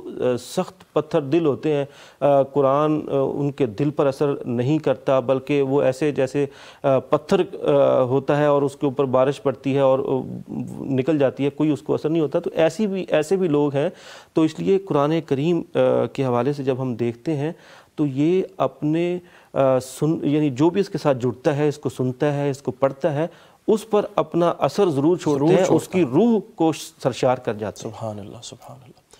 شیخ نعمان صاحب، اس گفتگو کو آپ بھی آگے چلائیے، بلکہ میں چاہوں گا کہ خود رسول اللہ صلی اللہ علیہ وسلم جو صاحب قرآن تھے، ڈاکٹر صاحب نے فرمایا سیدنا عمر فاروق رضی اللہ تعالیٰ عنہ کے حوالے سے، تو وہ روایت بھی بتائیے گا کہ رسول اللہ صلی اللہ علیہ وسلم سورۃ الانفطار اور اس جیسی دوسری صورتوں کے بارے میں کیا فرمایا کرتے تھے؟ جی، نبی کریم صلی اللہ علیہ وسلم کا جو اپنا قرآن مجید سے لگاؤ تھا یا اس کے جو احساسات تھے، وہ بڑی خوبصورت گفتگو ہوگی۔ ذرا ایک کالر پہلے لے لیں پلیز۔ السلام علیکم ورحمۃ اللہ۔ وعلیکم السلام۔ لاہور سے شیخ وحید اکبر صاحب، ہاں جی، کیسے مزاج ہیں؟ خیر و عافیت سے ہیں؟ الحمدللہ۔ فرمائیے، کیا پوچھنا چاہیں گے؟ میں یہ پوچھ رہا ہوں، میری ایک آنکھ ضائع ہے، اچھا، دوسری آنکھ میں 12 نمبر اینک لگی ہوئی ہے، کیا میں سجدہ دے سکتا ہوں؟ اللہ اکبر۔ چلیں، کال کرنے کا شکریہ، مفتی صاحب سے پوچھتے ہیں۔ جی مجھ سے فرمائیے گا۔ جی، اگر تو انہیں پرابلم ایسی ہے کہ ڈاکٹر نے سجدہ کرنے سے روکا ہے تو پھر تو انہیں سجدہ نہیں کرنا چاہیے۔ اللہ تعالیٰ ان کی آنکھ کی حفاظت فرمائے، آمین۔ جو ان کو بینائی ہے اللہ تعالیٰ اس کو بہتر فرما دے اور ان کی یہ پرابلم دور ہو جائے۔ تو بہرحال یہ ہے کہ جو آنکھ جیسی نعمت پہ صبر کرتا ہے نا، اگر وہ چھن جائے ایک یا دو تو اس کے لیے اجر بھی ہے بڑا۔ تو لیکن یہ ہے کہ ان کو صبر کے ساتھ ساتھ ڈاکٹر کی ہدایات پہ بھی عمل کرنا ہے، کیونکہ سجدہ عبادت، محبت، اللہ کی طرف چاہت، جیسے سیدنا موسیٰ علیہ السلام نے کہا تھا نا، اجلت الیک ربی لترضی، کہ میں نے تیری طرف جلدی کی ہے میرے رب تاکہ تو راضی ہو جائے۔ تو اسی طرح لوگوں کا شوق یہ ہوتا ہے کہ ہم وہ کریں، لیکن اگر ڈاکٹر نے روکا ہے تو اگر یہ رک جائیں گے تو انشاءاللہ اللہ تعالیٰ ان کو اسی سجدے کا اجر مکمل دے گا۔ سبحان اللہ۔ تو یہ ڈاکٹر کی ہدایت کے مطابق چلیں تو یہ بہتر ہے۔ یہیں سے ایک نکتہ میرے ذہن میں آ رہا تھا کہ اب قرآن پڑھتے ہوئے نا، وہ حدیث میں آتا ہے کہ جس کی زبان میں لکنت ہوتی ہے وہ پڑھتا ہے تو اس کو ڈبل اجر ملتا ہے۔ اب دیکھیے کہ اس کو پڑھنے میں مشکل ہو رہی ہے، وہ کوشش کر رہا ہے، تو ظاہر ہے کہ وہ جو کوشش کر رہا ہے اس میں محبت ہے، اس میں اللہ تعالیٰ کے ساتھ جڑنا ہے، تو اللہ تعالیٰ نے اس کا اجر ڈبل کر دیا. تو ایسے ہی ان کو آنکھ کا مسئلہ ہے لیکن اس کے باوجود ان کی چاہت ہے, کوشش ہے میں سجدہ کروں, انشاءاللہ اللہ رب العالمین جو ہیں وہ اس حوالے سے ضرور جو ہے وہ اجر سے نوازیں گے. سوال میں نے آپ سے کیا تھا رسول اللہ صلی اللہ علیہ وسلم کی خود کیا کیفیت ہوتی تھی قرآن پڑھتے ہوئے, لیکن ایک بریک کا وقت ہے, اس کے بعد آپ سے ہم دوبارہ اس پر گفتگو کریں گے. ناظرین, رمضان اور قرآن کے عنوان پر بڑی ہی خوبصورت روحانی اور ایمان افروز گفتگو جاری ہے. ایک وقفے کا وقت ہے, بریک کا وقت ہے, ہمارے ساتھ رہیے, اسٹے ود اس. یہ مہینہ عالیشان ہے, یہ رحمت کا جہاں ہے, خوشیوں کا سما سمیٹ لا برکات رمضان, برکات رمضان, برکات رمضان. یہ مہینہ عالیشان ہے, یہ رحمت کا جہاں ہے, خوشیوں کا سما سمیٹ لا برکات رمضان, برکات رمضان, برکات رمضان. ویلکم بیک ناظرین, برکات رمضان سحر ٹرانسمیشن جاری ہے. وقفے کے بعد آپ سے دوبارہ ملاقات ہوئی. مفتی صاحب, بریک میں جانے سے پہلے ڈاکٹر عتیق الرحمن صاحب سیدنا عمر فاروق رضی اللہ تعالیٰ عنہ کی رقت قلبی اس کے حوالے سے تذکرہ کر رہے تھے, تو میں نے آپ سے یہ گزارش کی تھی کہ رسول اللہ صلی اللہ علیہ وسلم کے حوالے سے بھی فرمائیں کہ خود اللہ کے نبی علیہ الصلوۃ والسلام کی قرآن پڑھتے وقت کیفیت کیا ہوتی تھی. اللہ اکبر. نبی کریم صلی اللہ علیہ وسلم کے بارے میں جو آتا ہے نا کہ آپ نماز میں ایسے آپ سے آواز آ رہی ہوتی تھی جیسے ہنڈیا کے ابلنے کی, یعنی اس قدر وہ رقت آمیز لمحات ہوتے تھے. آپ آیت رحمت پہ, جنت پہ رکتے, اللہ تعالیٰ سے اس کی دعا کرتے, آیت عذاب پہ آتے تو اسے پناہ مانگتے. تو یہ وہ کیفیات تھی جو آپ صلی اللہ علیہ وسلم کے ساتھ ساتھ تھی, اور آپ ان کو باقاعدہ طور پہ دیکھا گیا کہ آپ ان کو فیل کر رہے ہیں. صحابہ کرام رضی اللہ عنہم نے ان کو بیان کیا کہ آپ کی یہ صورت اور کیفیت ہوتی تھی. ابھی جو سیدنا عبداللہ بن مسعود رضی اللہ تعالیٰ عنہ کی حدیث شیخ نے سنائی, ڈاکٹر صاحب نے, تو اس میں یہ ہے کہ نبی صلی اللہ علیہ وسلم جب پہنچے نا, یعنی وہ حضرت ابن مسعود رضی اللہ تعالیٰ عنہ, فَكَيْفَ إِذَا جِئْنَا مِن كُلِّ أُمَّةٍ بِشَهِيدٍ, اس پہ پہنچے, وَجِئْنَا بِكَ عَلَىٰ هَؤُلَاءِ شَهِيدًا. تو اس پہ پہنچے تو حضرت ابن مسعود رضی اللہ عنہ کہتے ہیں میں نے نبی صلی اللہ علیہ وسلم کی طرف دیکھا, وہ پہلے سر جھکا کے پڑھ رہے تھے نا, پھر نظریں اٹھیں تو آپ کے چہرہ انور پر جب نظر پڑی تو وہ کہتے ہیں کہ عَيْنَاهُ تَذْرِفَانِ, کہ آپ صلی اللہ علیہ وسلم کی آنکھیں جو ہے نا وہ بہہ رہی تھیں. سبحان اللہ. یعنی یہ کیفیت تھی, سن رہے ہیں سیدنا ابن مسعود رضی اللہ عنہ سے, اور آنکھیں بہہ رہی ہیں نبی کریم صلی اللہ علیہ وسلم کی. تو یہ کیفیات جو ہے یہ کیسے ہو سکتی ہیں اور کیسے ان کا اظہار. اور جو سیدنا ابو بکر صدیق رضی اللہ عنہ کے واقعے کی طرف ڈاکٹر صاحب نے اشارہ کیا, وہ صحیح بخاری میں ہے, اور وہ ایسے ہے کہ ابن دغینہ ایک شخص تھا, اس نے حضرت ابو بکر صدیق رضی اللہ عنہ کو پناہ دی تھی کہ آپ نہ ہجرت کریں, آپ جیسے لوگوں کو یہاں سے نکالا نہیں جانا چاہیے. اور اس نے وہی باتیں کہیں حضرت ابو بکر رضی اللہ عنہ کے بارے میں جو حضرت خدیجہ نے نبی صلی اللہ علیہ وسلم کے بارے میں کہی تھی پہلی وحی کے موقع پہ, بالکل سیم وہی الفاظ ہیں. تو اس کا مطلب ہے کہ حضرت ابو بکر رضی اللہ عنہ کی زندگی پر نبی کریم صلی اللہ علیہ وسلم کی رفاقت کے جو اثرات تھے وہ پہلے سے چلے آ رہے تھے, اور اسلام نے ان کو جلا بخشی. تو اچھا, حضرت ابو بکر کو رضی اللہ تعالیٰ کو حضرت ابن دغینہ نے پناہ دی. تو پناہ جب دی نا تو حضرت ابو بکر رضی اللہ عنہ رات کو قرآن مجید پڑھتے تھے, اور ایسے وہ ان کے رقت طاری ہوتی تھی اور آواز بھرائی ہوئی اور ایسی کیفیات میں, تو لوگ جمع ہو جاتے تھے. تو ابن دغینہ نے پھر کہا کہ آپ جو یہ کام کریں, لوگ آئے ابن دغینہ کے پاس کہ تم نے پناہ دی اور دیکھو یہ کیا کر رہے ہیں, ہمارے بچوں کو فتنے کا شکار کر رہے ہیں. تو پھر ابن دغینہ نے کہا کہ میں اب اپنی زیادہ پناہ نہیں دے سکتا آپ کو. تو حضرت ابو بکر نے کہا کہ میں تمہیں چھوڑتا ہوں, میں اللہ تعالیٰ کی پناہ میں آتا ہوں. تو ایسے یعنی حضرت ابو بکر رضی اللہ تعالیٰ کا بھی یہ طرز عمل تھا, وہ رو رہے ہیں اور ایسی کیفیات ہیں. اور اسی طرح سیدنا ابن مسعود رضی اللہ تعالیٰ عنہ ایک دن ایسے ہی کر رہے تھے تلاوت, اور نبی کریم صلی اللہ علیہ وسلم گزرے ساتھ حضرت ابو بکر اور عمر رضی اللہ تعالیٰ عنہ تھے. تو آپ نے ان کی جب تلاوت سنی, وہ تلاوت کر رہے تھے, نماز پڑھ رہے تھے, تو نبی صلی اللہ علیہ وسلم نے فرمایا یہ بندہ اب جو بھی دعا کرے گا نا وہ دعا اس کی قبول ہوگی۔ اللہ اکبر۔ اب یہ نبی صلی اللہ علیہ وسلم نے ان کے بارے میں فرمایا تھا، تو حضرت ابو بکر اور عمر دونوں یہ بشارت دینے کے لیے انہیں کہ رات نبی صلی اللہ علیہ وسلم نے تمہارے بارے میں یہ فرمایا ہے، دونوں ان کی طرف جا رہے تھے، اور حضرت ابو بکر رضی اللہ تعالیٰ عنہ پہلے پہنچ گئے تھے۔ اس موقع میں پھر حضرت عمر نے کہا تھا کہ حضرت ابو بکر سے جب بھی میں نے آگے بڑھنے کی کوشش کی ہے تو یہ مجھ سے آگے ہی نظر آئے۔ ایک کالر لے لیتے ہیں۔ جی السلام علیکم ورحمۃ اللہ، ایک کالر ہیں وعلیکم السلام حسیبہ صاحبہ آزاد کشمیر سے۔ بہن کیا پوچھنا چاہیں گی آپ؟ سر میں سب سے پہلے مبارکباد دیتی ہوں آپ کو، آپ کا بہت اچھا پروگرام جا رہا ہے، شکریہ۔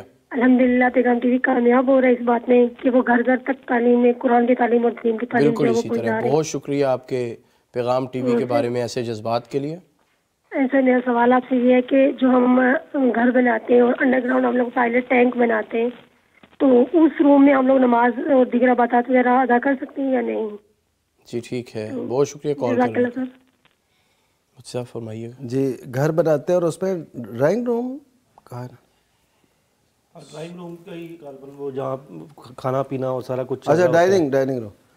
تو بہرحال یہ ہے کہ ڈائننگ ٹیبل جی جی پہلے ایسے ہوتا تھا نبی صلی اللہ علیہ وسلم کے دور میں کہ گھر میں ایک خاص حصہ بنا لیا جاتا تھا نماز کا۔ سیدنا اتبان بن مالک رضی اللہ تعالیٰ عنہ انہوں نے بھی نبی صلی اللہ علیہ وسلم سے عرض کی تھی کہ آپ میرے ہاں تشریف لائیں تو میں گھر کے ایک جگہ کو مصلی بنانا چاہتا ہوں جہاں میں نماز پڑھ لیا کروں۔ تو نبی صلی اللہ علیہ وسلم تشریف لے گئے، تو گھر میں ایک جگہ مختص کر لی جائے تو وہ ویسے اچھی ہوتی ہے۔ تو ویسے گھر کی کسی بھی جگہ پہ جیسے نبی صلی اللہ علیہ وسلم نے فرمایا جعلت لی الارض مسجدا و طہورا، کہ پوری مسجد میرے لیے، پوری زمین جو ہے میرے لیے سجدہ گاہ اور مٹی جو ہے یہ پاکیزگی کا باعث بنائی گئی ہے۔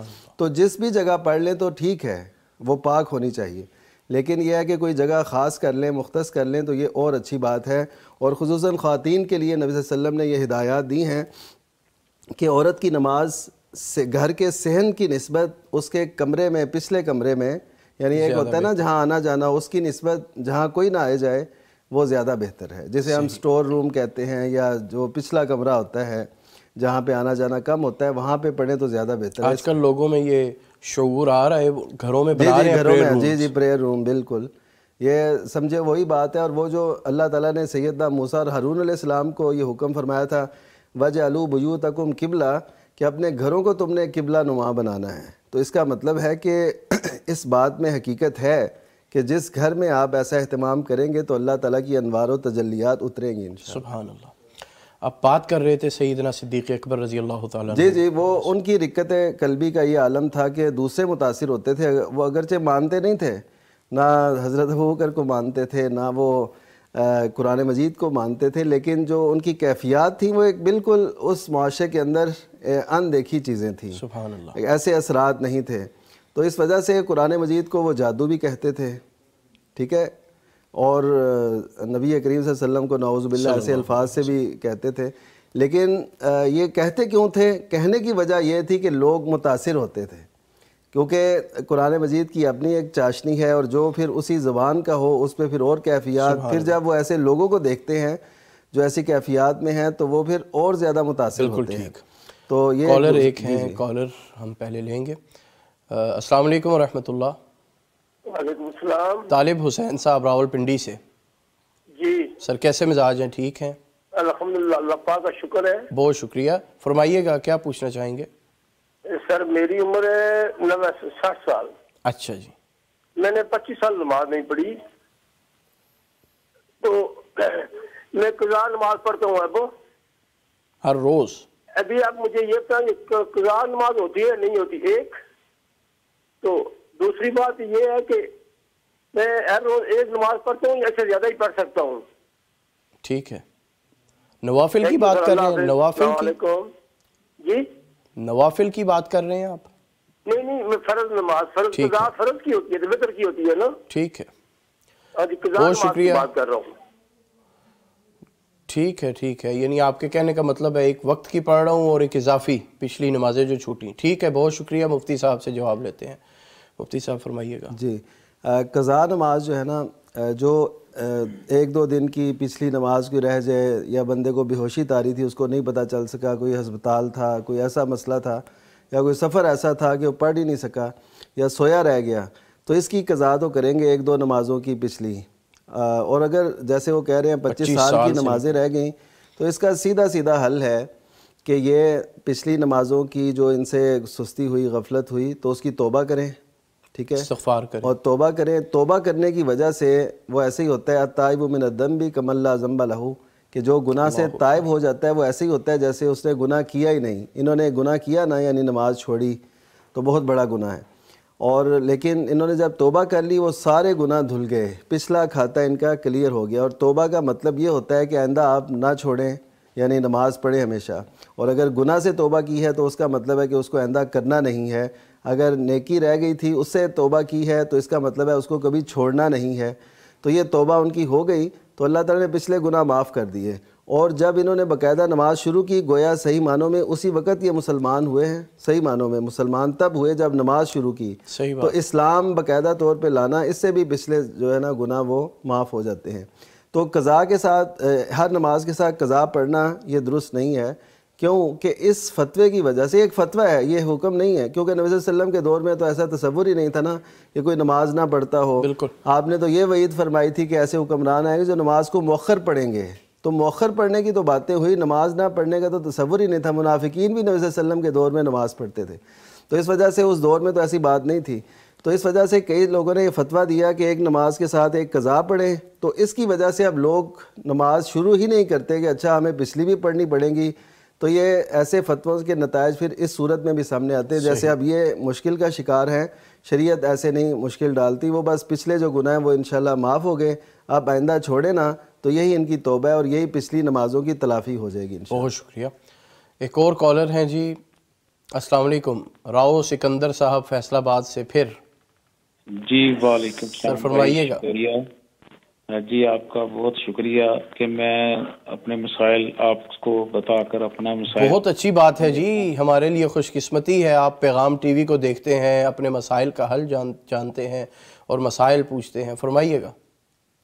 جی سر، میں یہ پوچھنا چاہ رہا تھا کہ ہمارے اکثر گھروں میں فیملی کی تصویریں کمروں میں لگی ہوتی ہیں، تو بچوں کی تصویریں، فیملی کی تصویریں اگر کمروں میں لگی ہوں تو یہ نماز پڑھنا وہاں پر، اس کے متعلق کیا حکم ہے؟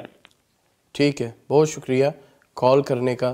مفتی صاحب سے ہم آپ کے لیے جواب لیتے ہیں، مفتی صاحب فرمائیے گا اس کے بارے میں۔ جی اس بارے میں پہلی تو یہ بات ہے کہ تصاویر گھر میں آویزہ نہیں ہونی چاہیے۔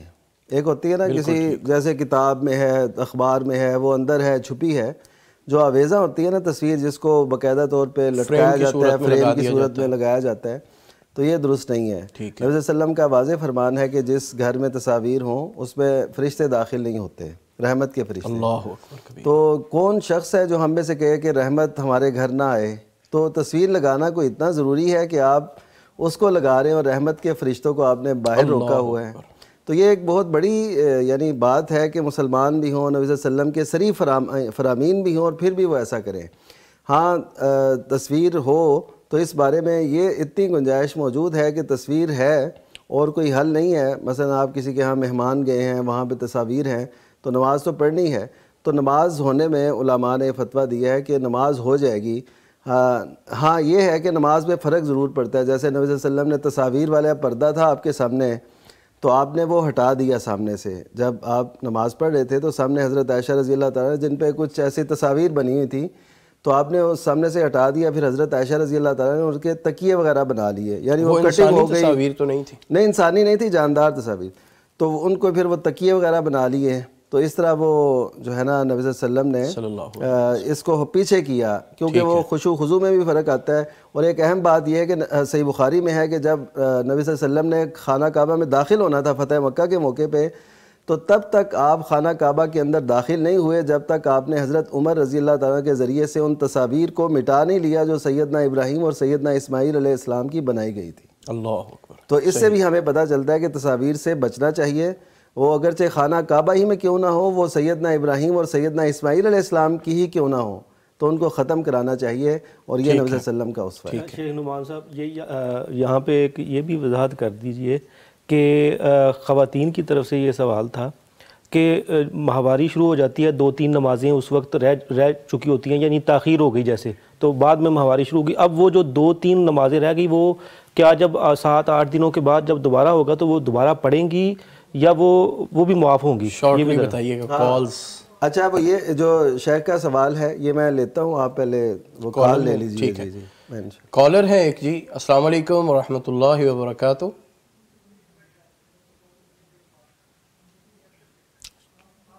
آپ فرمائیے، بات پوری کیجئے۔ وہ میرا وہ یہ ہے کہ دیکھیے جو نمازیں جس پہ فرض ہے نا، تو وہ اگر کسی وجہ سے لیٹ ہو گئی، جیسے مخصوص ایام کی وجہ سے وہ ان کی رہتی تھی نمازیں، اس سے یہ پتہ چلا کہ نمازوں کو چھوڑنا نہیں چاہیے۔ بالکل ٹھیک ہے، اگر رہ گئی ہے تو اس کو پھر بعد میں ادا کر لیں، بہتر۔ جی جب وہ مخصوص ایام ختم ہو جائیں تو وہ ادا کر لیں۔ جی السلام علیکم ورحمۃ اللہ وبرکاتہ۔ السلام علیکم، کالر ہے ایک۔ السلام علیکم ورحمۃ اللہ۔ وعلیکم السلام ورحمۃ اللہ۔ بھائی جان لال دین صاحب جڑاں والا سے، کیسے مزاج ہیں؟ ٹھیک جی ہے، اللہ کا شکر ہے۔ فرمائیے گا، کیا پوچھنا چاہیں گے؟ میں یہ پوچھا تھا گھر میں نماز پڑھنا جائز؟ ٹھیک ہے جی، گھر میں نماز پڑھنے کے حوالے سے پوچھ لیتے ہیں مفتی صاحب سے۔ شکریہ کال کرنے کا، فرمائیے۔ جی سنن ابن ماجہ کی روایت ہے، نبی کریم صلی اللہ علیہ وسلم نے فرمایا من سمع النداء فلم یجب، کہ جو کوئی اذان سنتا ہے اور اس کا جواب نہیں دیتا، یعنی کہ وہ مسجد میں نہیں آتا، تو فلا صلاۃ لہ الا من عذر، تو اس کی نماز نہیں ہے مگر عذر کی وجہ سے۔ اللہ اکبر۔ اور یہ تو واضح روایت ہے کہ اس کی نماز ہے ہی نہیں جو اذان سن لے اور پھر مسجد میں نہ آئے، ٹھیک ہے، اس کی نماز گھر میں نہیں ہے، الا یہ کہ وہ عذر ہو، کوئی عذر جیسے کوئی بیماری ہے یا کوئی ایسا مسئلہ ہے یا بارش ہے یا کوئی وجہ ہے وہ نہیں آ سکا تو یہ علیحدہ بات ہے، یا نماز کا وقت نکل گیا کسی بھی وجہ سے سویا رہ گیا۔ اس کے علاوہ گھر میں نماز مرد کی نہیں ہوتی۔ صحیح۔ تو لیکن یہ ہے کہ اب کوئی یہ کہے کہ اچھا میری اب نماز رہ گئی ہے تو اب میری نماز ہونی نہیں ہے تو میں پڑھوں نہیں، یہ بات غلط ہے، اسے پڑھنی ہے۔ وہ حدیث مبارکہ جس میں کہا گیا کہ اکیلے کی نماز سے با جماعت نماز 27 گنا زیادہ ہے، تو اسی سے علماء نے استدلال کیا کہ اکیلے کی نماز ہو جاتی ہے، ہو جائے گی، لیکن یہ ہے کہ وہ ثواب سے اور وہ ان کیفیات سے محروم ہو جائے گا۔ اور اس حدیث میں جو میں نے شروع میں سنن ابن ماجہ کی کہی، اس میں بھی وعید کی طرف اشارہ ہے، اور وہ حدیث جس میں آپ نے فرمایا کہ جو لوگ نماز میں نہیں آتے تو میں ان کے گھروں کو جلا دوں، گھروں کو جلا دوں، یہ بہت بڑی وعید ہے جو صحیح مسلم کی روایت میں موجود ہے۔ تو یہ بہت بڑی وعید ہے کہ مسجد میں ضرور آنا چاہیے، ہاں جو نفل نماز ہے وہ گھر میں پڑھنا زیادہ افضل ہے۔ اللہ اکبر، بہت شکریہ۔ کالر ہیں جی ایک۔ السلام علیکم ورحمۃ اللہ، محمد عثمان صاحب لاہور سے۔ جی وعلیکم السلام سر، کیا حال چال ہے؟ ٹھیک ہے، کیسے مزاج ہیں؟ خیر و عافیت سے ہیں؟ الحمدللہ سر بہت شکریہ کال کے لیے، فرمائیے گا کیا پوچھنا چاہیں گے؟ میں نے مفتی صاحب سے پوچھنا ہے کہ یہ زکوٰۃ اور صدقہ دونوں میں کیا فرق ہے، اور یہ اگر کسی کو دینا ہے تو اس کو بتانا چاہیے کہ یہ صدقہ ہے اور یہ زکوٰۃ کا ہے؟ ٹھیک ہے، بہت شکریہ کال کرنے کے لیے، مفتی صاحب سے آپ کے لیے جواب لیتے ہیں۔ جی زکوٰۃ ہے فرض، اور اس کا نصاب باقاعدہ مقرر ہے، اور اس کا تناسب اس کی فیصد بھی مقرر ہے کہ اتنے فیصد دینی ہے اور اتنی رقم پہ دینی ہے، یا اتنا سونا یا چاندی اس پہ دینی ہے، یہ فرض ہے۔ صدقہ وہ ہوتا ہے، اس کی دو صورتیں ہوتی ہیں، ایک تو بندہ کہتا ہے کہ یہ میں نے اللہ کے لیے یہ دینا ہے، وہ صدقے کا اتنا وسیع مفہوم ہے کہ آپ کسی کے لیے مسکراتے ہیں تو یہ بھی صدقہ ہے، آپ رستے سے چیز ہٹاتے ہیں یہ بھی صدقہ ہے، آپ کسی کو گفٹ دے رہے ہیں تو یہ بھی صدقہ ہے، خامند اپنی بیوی کے منہ میں لقمے ڈال رہا ہے تو یہ بھی صدقہ ہے۔ تو یہ سارے صدقات کی بڑی تفصیل ہے۔ تو یہ صدقہ وہ ہوتا ہے۔ ایک صدقہ وہ ہوتا ہے جو اپنے اوپر لازم کر لیا جاتا ہے، جسے ہم نظر کہتے ہیں، اس کو بھی لوگ صدقہ، یعنی یہ میرا کام ہو جائے تو میں ایسا کروں گا، یہ خرچ کروں گا، تو یہ وہ صدقہ ہوتا ہے۔ یہ بھی نظر کا جو صدقہ ہے یہ بھی لازم ہوتا ہے، یہ کرنا پڑتا ہے۔ اور اس میں فرق یہی ہے، یہ جیسے فرض نماز اور نفل نماز میں فرق ہے، اسی طرح زکوٰۃ اور صدقے میں فرق ہے کہ یہ ہمیں عادی بناتا ہے خرچ کرنے کا، ہمارا دل گھٹتا نہیں ہے خرچ کرنے سے، تو صدقہ بھی کرنا چاہیے، اور زکوٰۃ تو ظاہر ہے فرض ہے، اس میں تو دوسری کوئی بات نہیں۔ کالر ہے ایک جی۔ السلام علیکم ورحمۃ اللہ۔ وعلیکم السلام۔ رانا سعید صاحب گجرانوالہ سے، سر فرمائیں کیسے مزاج ہیں؟ الحمدللہ، بہت شکریہ کال کے لیے، کیا پوچھنا چاہیں گے آپ؟ پوچھنا یہ ہے کہ مفتی صاحب سے کہ جو نام ہے بچی میری بیٹی کا نام ہے ممبرہ، تو کیا نام ہے؟ ریپیٹ کیجئے گا. بیٹی کا نام ہے ممبرہ. مبرہ. اچھا.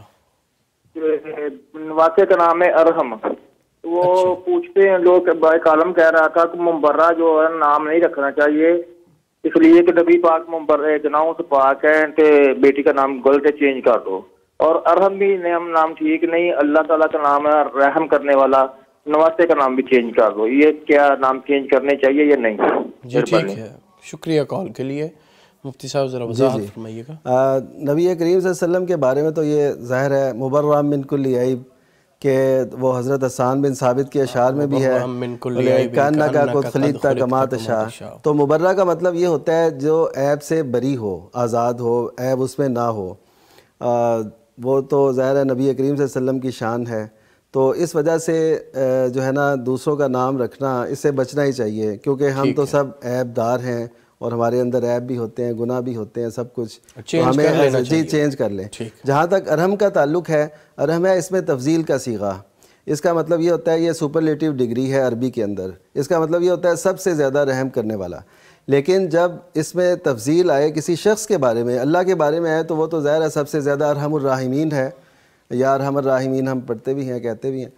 تو ارحم کا لفظ جب ہوگا، اس کا مراد یہ نہیں ہوگا کہ پوری دنیا سے زیادہ رحم کرنے والا، اس کا معنی یہ ہوگا اپنے بھائیوں کی نسبت زیادہ رحم کرنے والا. تو ارحم نام رکھا جا سکتا ہے، اس میں کوئی وجہ نہیں ہے. ٹھیک ہے. کالر ہیں جی ایک اور، محمد ارشاد صاحب ظفروال سے. السلام علیکم ورحمۃ اللہ. جی وعلیکم السلام ورحمۃ اللہ. سب خیر و عافیت سے ہیں؟ سر اپنی ٹی وی کا والیوم آف کیجئے گا، آواز آپ کی صحیح نہیں آ رہی ہمیں. جی جی السلام علیکم ورحمۃ اللہ. وعلیکم السلام ورحمۃ اللہ. سر فرمائیے، کیا پوچھنا چاہیں گے؟ ہاں سر، میں یہ پوچھنا چاہوں گا کہ جب ہم رکوع میں جاتے ہیں تو رکوع میں جانے کے بعد جب کھڑے ہوتے ہیں تو پھر ہم ہاتھ باندھتے ہیں. کچھ لوگ میں نے دیکھے ہیں تو دوبارہ پھر ہاتھ باندھتے ہیں. اس کے مطلب کیا کوئی روایت ہے؟ اور آپ کا پروگرام بہت اچھا ہے ماشاءاللہ. تھینک یو سر، بہت شکریہ سر، بہت شکریہ، جزاک اللہ کال کرنے کے لیے. فرمائیے گا مفتی صاحب. جی یہ نا ایک حدیث ہے، وہ مختلف احادیث کی کتب میں ہے، تو اس کو سمجھنے کی وجہ سے یہ مسئلہ اصل میں پیش ہوا ہے. وہ کیا کہ صحابی بیان کرتے ہیں کہ نبی صلی اللہ علیہ وسلم جب کھڑے ہوتے تھے نا رکوع کے بعد، تو آپ کی ہر ہڈی جو ہے نا، مبارک ہڈی، وہ اپنی جگہ پہ آ جاتی تھی. اب جگہ پہ آنا کہاں ہے؟ ہم عموماً جو سمجھتے ہیں وہ جگہ پہ آنا ہڈی کا یہ ہے کہ یہ اپنی جگہ پہ آ گئی، یعنی ٹھیک ہو گئی، سیدھی ہو گئی، تو ہم ایسے رکھتے ہیں. انہوں نے کہا جو لوگ ہاتھ باندھتے ہیں نا، ان کا کہنا یہ ہے کہ ہڈی اپنی جگہ پہ آ گئی کا مطلب یہ ہے رکوع سے پہلے جہاں پہ ہڈی تھی وہ کنڈیشن اب آئی ہے. یعنی یہ حتیٰ ترجیح کلو فقارن مکانہ، یہ اس حدیث کے فہم کی وجہ سے ایسے ہوا ہے. باقی ائمہ نے کوئی بھی ایسی تبویب نہیں کی جس میں یہ ہو کہ آپ رکوع کے بعد ہاتھ باندھیں. یعنی عموماً جو ائمہ حدیث ہیں وہ ایک ایک بات پہ باب باندھتے ہیں نا، تو اس پہ کسی نے نہیں باب باندھا کہ وہ رکوع کے بعد ہاتھ باندھے. اس وجہ سے ہم عموماً جو ہے وہ ایسے رکھتے ہیں. تو ایک خاص جو نقطہ نظر رکھتے ہیں لوگ تو وہ ایسا بھی کر لیتے ہیں کہ باندھتے ہیں. تو بہرحال یہ ہے کہ ہم فہم حدیث کی بنیاد پر یا حدیث کے اجتہاد کی بنیاد پر اگر کوئی ایسا کرتا ہے تو اسے ہم ناجائز بھی نہیں کہیں. ٹھیک ہے. ڈاکٹر عتیق الرحمان صاحب فرمائیے گا کہ قرآن کریم کی روشنی میں روزہ دار کے اخلاق اور معاملات کیسے ہونے چاہیے؟ روزہ صبر سکھاتا ہے. صبح سے شام تک بندہ بھوکا رہتا ہے نا، تو اس سے صبر آتا ہے. اور پھر رسول کریم صلی اللہ علیہ وسلم نے اس حوالے سے یہ بھی بتایا کہ جب کوئی روزہ دار، یعنی جس نے روزہ رکھا ہوا ہے، اس سے کوئی لڑتا جھگڑتا ہے تو وہ آگے سے کہہ دے انی صائم.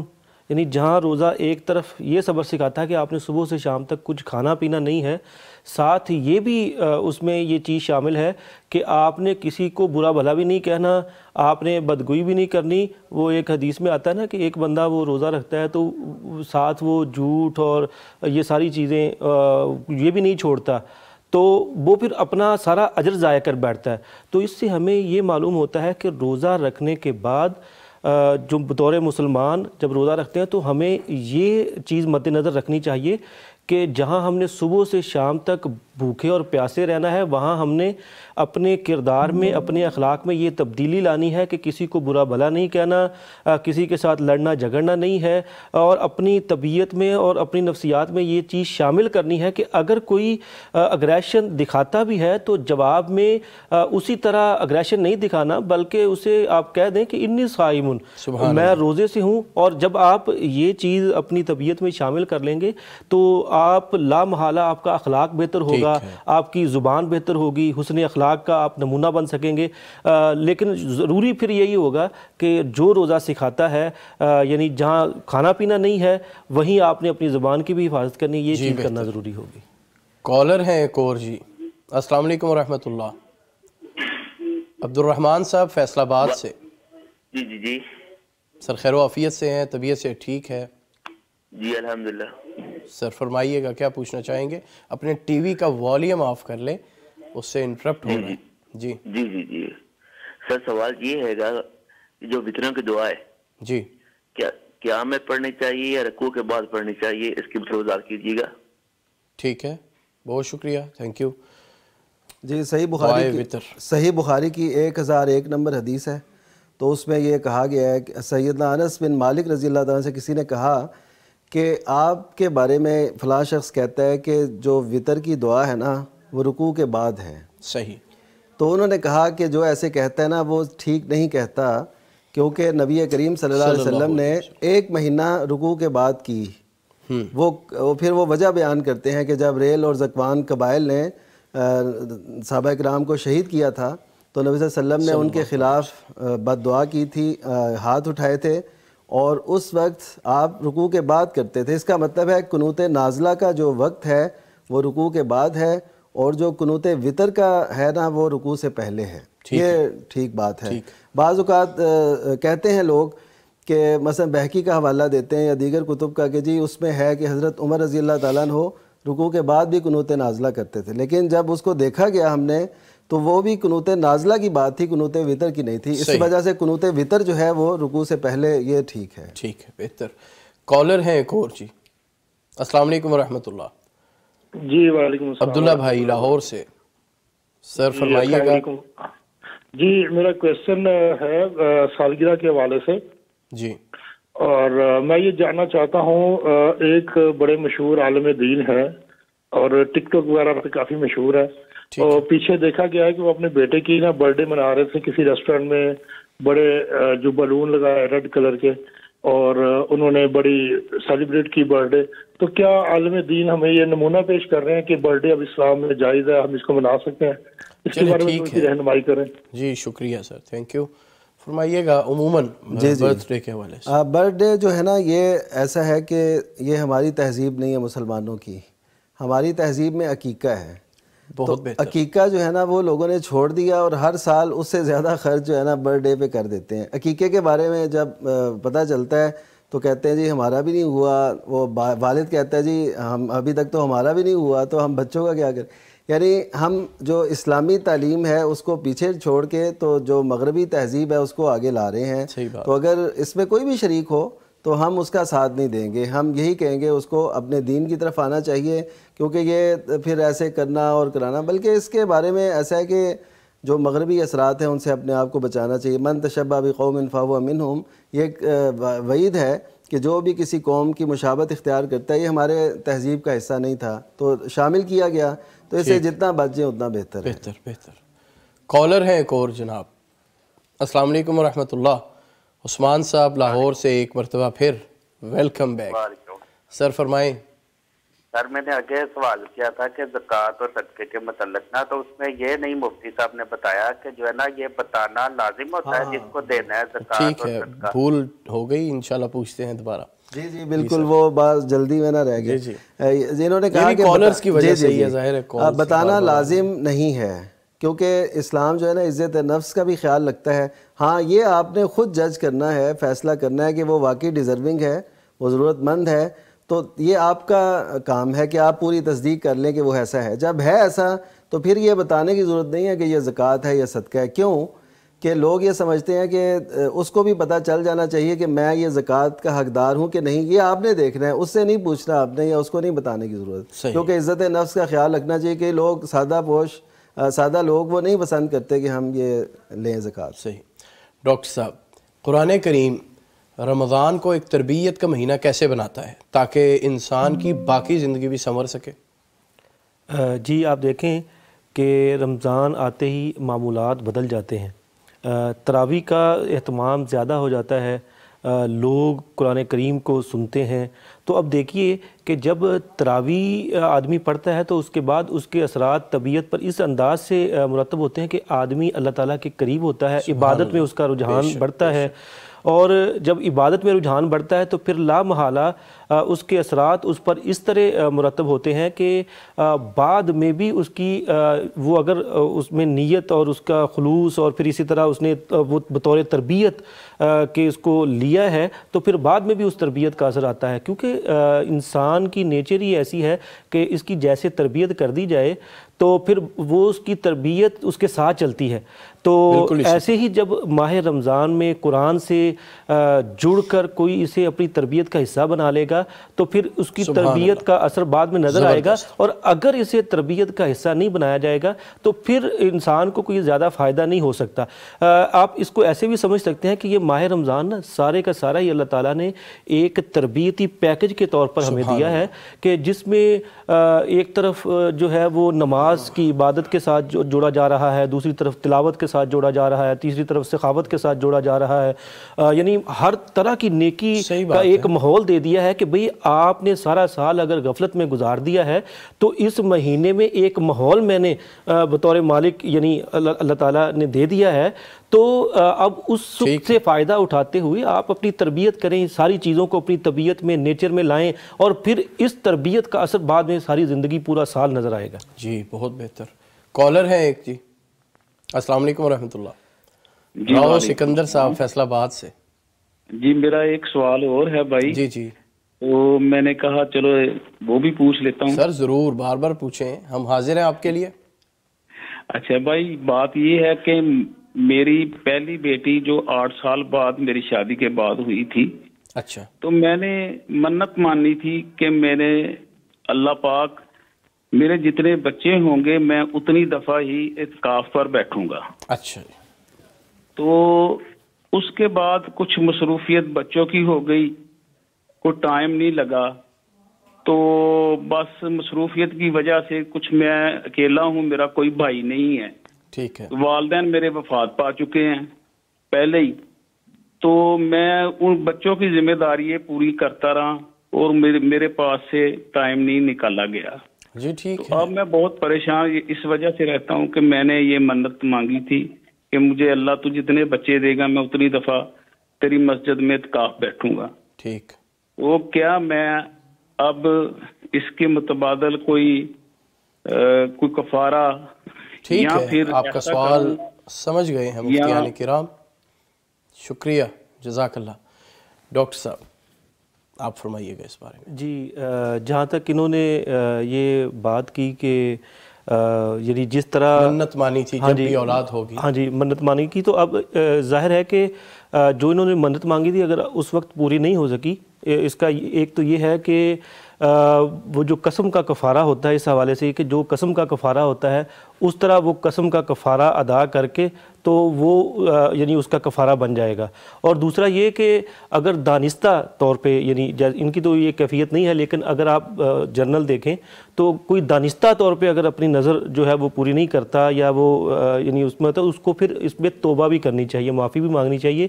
لیکن ان کا جو کیس اسپیسیفک ہے تو اس میں تو ظاہر ہے کہ وہ ان کی جو عذر یا مصروفیات یا اس طرح کی چیزیں ہیں تو وہ اب چاہتے ہیں کہ وہ اس نظر کا جو بوجھ ان کے اوپر ہے وہ اس سے نکلے. تو پھر اس کے لیے انہیں جو قسم کا ایک کفارہ ہوتا ہے وہ قسم کا کفارہ ادا کر کے جو ہے وہ. مفتی صاحب آپ بھی اس کے اوپر مختصر قسم کے کفارے کے حوالے سے. جی انہوں نے ٹھیک بتایا بالکل. اور وہ اس میں ایسا ہے کہ قسم کا کفارہ جو ہے وہ یا تو ایک غلام آزاد کرنا ہوتا ہے یا 10 مسکینوں کو کھانا کھلانا یا لباس پہنانا. اگر یہ نہ ہو سکے تو پھر 3 دن کے روزے ہیں. تو یہ 3 دن کے روزے سب سے ہلکا ہے. تو وہ اگر ان کے بچے ایک سے زیادہ ہو گئے ہیں تو ظاہر ہے ایک بچے کی وجہ سے 3 दिन کے روज़े ایک نظر پہ، دوسری نظر پہ پھر 3 دن کے، ایسے کر کے یہ اپنی نظر کا کفارہ دیں. اور یہ ماہ رمضان سے ہٹ کے ہوں گے. ہاں اس میں نیت نہیں ہوگی. ایک ٹکٹ سے 2 مزے نہیں. کالر ہے ایک اور جی، انصر صاحب مندرا سے. سر السلام علیکم ورحمۃ اللہ. وعلیکم السلام. سر ٹھیک ہے، خیر و عافیت سے. سوال ہے کہ بجماعت نماز کے بعد کون سی آواز سے کلمہ پڑھتے ہیں؟ کوئی خاموش ہو جاتے ہیں، کیا اونچی آواز سے بلند فرض نماز کے بعد پڑھنا چاہیے یا خاموش رہنا چاہیے، آیت الکرسی پڑھنی چاہیے؟ ٹھیک ہے، بہت شکریہ بہت شکریہ. فرمائیے گا رسول اللہ صلی اللہ علیہ وسلم کا عمل کیا تھا؟ اچھا، اس میں ایسا ہے کہ دیکھیے نبی صلی اللہ علیہ وسلم کا ارشاد ہے افضل الذکر لا الہ الا اللہ. سبحان اللہ. کہ افضل ذکر لا الہ الا اللہ ہے. اب اس کو لوگوں نے سمجھا کہ چونکہ یہ سب سے افضل ذکر ہے تو ہم اس کو نماز کے بعد، لیکن انہوں نے یہ نہ دیکھا کہ نبی کریم صلی اللہ علیہ وسلم خود کیا کرتے تھے. یعنی جس ہستی نے یہ فرمایا کہ افضل الذکر لا الہ الا اللہ ہے، وہ تو نماز کے بعد یہ ہے کہ آپ تکبیر کہتے تھے. حضرت ابن عباس کی صحیح بخاری میں روایت ہے، وہ کہتے ہیں ہم تکبیر سے پہچانتے تھے کہ نماز ختم ہو گئی ہے. تو تکبیر اور پھر اللہ اکبر کہہ کے استغفر اللہ استغفر اللہ استغفر اللہ اللہم انت السلام منک السلام، یہ دیگر ادعیہ. تو نماز کے بعد تو لا الہ الا اللہ کہنا، صرف لا الہ الا اللہ یہ تو ثابت نہیں ہے. وہ دیگر دعائیں بعد میں پھر آتی ہیں جس میں لا الہ الا اللہ وحدہ لا شریک لہ لہ الملک و لہ الحمد، یہ جو ہیں یہ علیحدہ سے ہیں. لیکن اس موقع پہ بلند آواز سے اللہ اکبر استغفر اللہ استغفر اللہ استغفر اللہ کہنا چاہیے. ٹھیک ہے ڈاکٹر صاحب، یہ فرمائیے گا کہ قرآن کریم رمضان کے اندر ہم بکثرت پڑھنے کی جو سجو اور کوشش کرتے ہیں، غیر رمضان میں بغیر رمضان کے یعنی جو دوسرے مہینے ہیں ان میں کس طرح ہم قرآن کریم سے جڑ سکتے ہیں؟ کیا ترتیب ہونی چاہیے؟ کیا اس روٹین کو توڑ دینا یہ اس کے اوپر کوئی گناہ تو نہیں؟ دیکھیں جی زین صاحب، ماہ رمضان میں جب آپ قرآن کریم کو تربیتی پیکج کے طور پہ لیں گے نا، کہ اس کو اپنی طبیعت میں اور اپنی روٹین میں شامل کریں گے تو پھر بعد میں آپ کے لیے اس کے ساتھ جڑنا مشکل نہیں ہوگا. لیکن اگر آپ جسٹ فارمیلٹی کے طور پہ یا ایک ماحول بنا ہوا ہے تو پھر اس طرح لیں گے تو پھر ظاہر ہے کہ بعد میں وہ آپ کی طبیعت کا حصہ نہیں ہوگا، تو بعد میں آپ کے قرآن کے ساتھ جڑنا وہ مشکل ہو جائے گا. جبکہ بطور مسلمان تو ہمیں یہ چاہیے کہ ہم ہر روز قرآن کا ایک حصہ یعنی وہ اپنے اوپر لازم کر لیں کہ یہ تو میں نے پڑھنا ہی پڑھنا ہے. ظاہر ہے کہ جب آپ قرآن کریم کی تلاوت کریں گے تو اس کی خیر و برکات وہ آپ کے اس دن جس دن آپ تلاوت کریں گے وہ انشاءاللہ نظر آئیں گی. بالکل. تو اور پھر اسی طرح اگر ساتھ یعنی ماہ رمضان کے بعد اس طرح کا تسلسل بھی رکھ لیا جائے کہ غور و فکر اور تدبر کے حوالے سے کہ چلے میں زیادہ نہیں تو کم از کم ایک صفحہ ہی جو ہے وہ میں اس کے لیے ٹائم نکال لوں، یا ہر نماز کے بعد کچھ وقت رکھ لوں، یا اذان اور نماز کے دوران جو وقت ہوتا ہے اس دوران میں کچھ تلاوت یعنی کر لوں، کوئی ٹائم رکھ لوں. تو یہ ساری چیزیں اگر بہت زیادہ مصروفیات ہیں آپ کی، آپ سمجھتے ہیں نہیں ٹائم نکلتا، تو پھر یہ تو وہ وقت ہے کہ جس میں آپ قرآن کریم کے ساتھ جڑنا چاہیں، تلاوت کرنا چاہیں تو عام دنوں میں بھی آپ جڑ سکتے ہیں اور اس طرح کرنا چاہیے. صحیح بات. شیخ صاحب، بعض لوگ جو ہیں وہ یہ بات کہتے ہیں جی ہماری بڑی مصروفیات ہوتی ہیں، رمضان میں روزہ بھی ہے، تھکاوٹ ہو جاتی ہے، قرآن پڑھنے کی روٹین نہیں بن سکتی، تو اس روٹین کو بندہ کیسے بنائے تاکہ سارے سال اس کے اثرات مرتب رہیں؟ اس سوال کا جواب میں آپ سے لیتا ہوں ایک کالر کے بعد. السلام علیکم ورحمۃ اللہ. وعلیکم السلام. سیف الرحمان صاحب فیصل آباد سے. سر فرمائیے گا، خیر و عافیت سے ہیں؟ جی الحمدللہ. سر کیا پوچھنا چاہیں گے؟ میں طلاق کے متعلق ایک سوال پوچھنا چاہتا ہوں. جی ضرور. ہمارے سوشل میڈیا پر ایک سکالر ہیں، مذہبی سکالر، انہوں نے بڑا مشہور کیا ہے اگر عورت خلا لے لے، اگر عورت خلا لے لے اپنے شوہر سے، اچھا، تو جس طرح اس کی دوسری جگہ شادی ہو گئی، اتفاقاً طلاق ہوگی، تو پھر وہ دوبارہ اپنے شوہر کے پاس، پہلے شوہر کے پاس دوبارہ نکاح کر سکتی ہے. لیکن وہ کہتے ہیں اس کی ضرورت نہیں ہے، کیونکہ اس نے خلا لیا ہے، وہ دوبارہ بغیر نکاح کے اسی طرح اس کے پاس واپس آ سکتی ہے. اچھا. تو اگر مرد 3 طلاقیں دے گا تو وہ پھر وہی ہوگا جو اس کی شادی ہوگی، اتفاقاً طلاق ہوگی تو وہ واپس آ گئی. تو یہ خلا والی جو بات اس کی طرح وضاحت کرتے ہیں، انہوں نے تو کافی پھیلایا ہوا ہے. ٹھیک ٹھیک، بہت شکریہ. مفتی صاحب ذرا وضاحت کر دیجیے گا. طلاق کی صورت میں یہ ہے جب طلاق ہو گئی، ایک میاں بیوی کی جدائی ہو گئی، 3 طلاقیں ہو گئیں، تو ان کے لیے اگر یہ دوبارہ ملنا چاہتے ہیں تو شریعت میں یہ شرط ہے، شرط یہ ہے کہ وہ دوسری جگہ نکاح کرے، باقاعدہ ان کے تعلقات قائم ہوں اور ان کا رشتہ قائم ہو گیا، پھر کبھی جا کے انہیں وہ آپس میں نہیں نبھ سکی اور وہ طلاق ہو جاتی ہے اور خاوند فوت ہو جاتا ہے، تو پھر یہ آ جائیں گے دوبارہ میاں بیوی یہ بن سکتے ہیں تجدید نکاح کے ساتھ. لیکن خلا میں یہ شرط نہیں ہے. یہ بات بالکل ٹھیک ہے ان کی.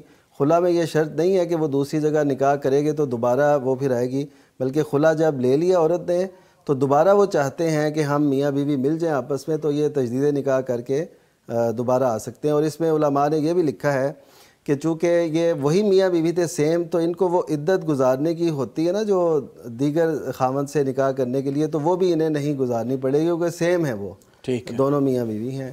تو اب وہ تجدید نکاح کر کے دوبارہ آ سکتے ہیں. کوئی بہت بہتر. ایک کالر اور ہیں راشد علی صاحب ناروال سے. سر السلام علیکم ورحمۃ اللہ. وعلیکم السلام. سر کیسے مزاج ہیں؟ خیر و عافیت سے ہیں؟ جی الحمدللہ. کیا پوچھنا چاہیں گے؟ سر میرا سوال یہ ہے کہ مسجد کے اوپر کا مدرسہ بنوایا ہے. آواز آپ کی ڈراپ ہو رہی ہے، پھر ریپیٹ کیجئے گا. سر مسجد کے اوپر عورتوں کا مدرسہ ہے، کیا یہ جائز ہے؟ آپ سر سے ثابت ہے؟ ٹھیک ہے ٹھیک ہے، بہت شکریہ. پوچھنا چاہ رہے ہیں مسجد کے اوپر عورتوں کا مدرسہ بنانا کیا یہ ٹھیک ہے، جائز ہے؟ جی جی بالکل جائز ہے. مسجد کے اوپر آپ جو عمارت بنائیں گے تو آپ اس میں عورتوں کے لیے مدرسہ بنائیے. وہ گیلری بھی ہوتی ہے، خواتین وہاں پہ جمعہ بھی پڑھتی ہیں، اور اسی طرح مدرسہ بھی ان کا بنایا جا سکتا ہے. یعنی تعلیم و تعلم کا جی تعلیم. اشکال یہ ہو سکتا ہے کہ ظاہر ہے عورتوں کے مخصوص ایام بھی ہوتے ہیں. اب وہ جو پڑھنے آ رہی ہیں ادھر مدرسے میں تو ان کے وہ ایام بھی ہوں گے، تو اس صورت میں ہم کہیں گے کہ وہ چونکہ بالکل ایک علیحدہ ان کی انٹرسٹ علیحدہ ہوتی ہے، وہ علیحدہ ایک عمارت کے طور پہ ہوتی ہے، تو اس وجہ سے اگر عورتوں کا اس کے بغیر گزارا نہیں ہے تو پڑھ بھی سکتی ہیں. لیکن یہ ہے کہ اگر وہ ان دنوں میں چھٹی کر لیں تو یہ زیادہ بہتر ہے. جی ٹھیک ہے. سوال جو میں نے کیا تھا کالر سے پہلے کہ رمضان میں قرآن سے جڑنے کا کیا طریقہ ہے، پھر کالر ہے. السلام علیکم ورحمۃ اللہ. السلام علیکم کامران صاحب پاک پتن سے. سر آپ سن پا رہے ہیں میری آواز؟ جی. السلام علیکم. ذرا اونچی بولیے گا، سحری کر رکھی ہے آپ نے. جی وعلیکم السلام. جی سر کیا حال ہے؟ ٹھیک ٹھاک ہے سر؟ جی اللہ کا بڑا احسان، ٹھیک ٹھاک. اپنے ٹی وی کا والیوم پلیز آف کر دیں، اس کی وجہ سے آواز آپ کی نہیں آ رہی ہمیں. جی آواز آ رہی سر؟ جی اب آ رہی ہے. فرمائیے کیا پوچھنا چاہیں گے؟ سر میرا سوال یہ تھا سر کہ مطلب نماز تراویح کے بغیر روزہ ہو جاتا ہے سر؟ تراویح کی نماز کے بغیر روزہ ہو جاتا ہے.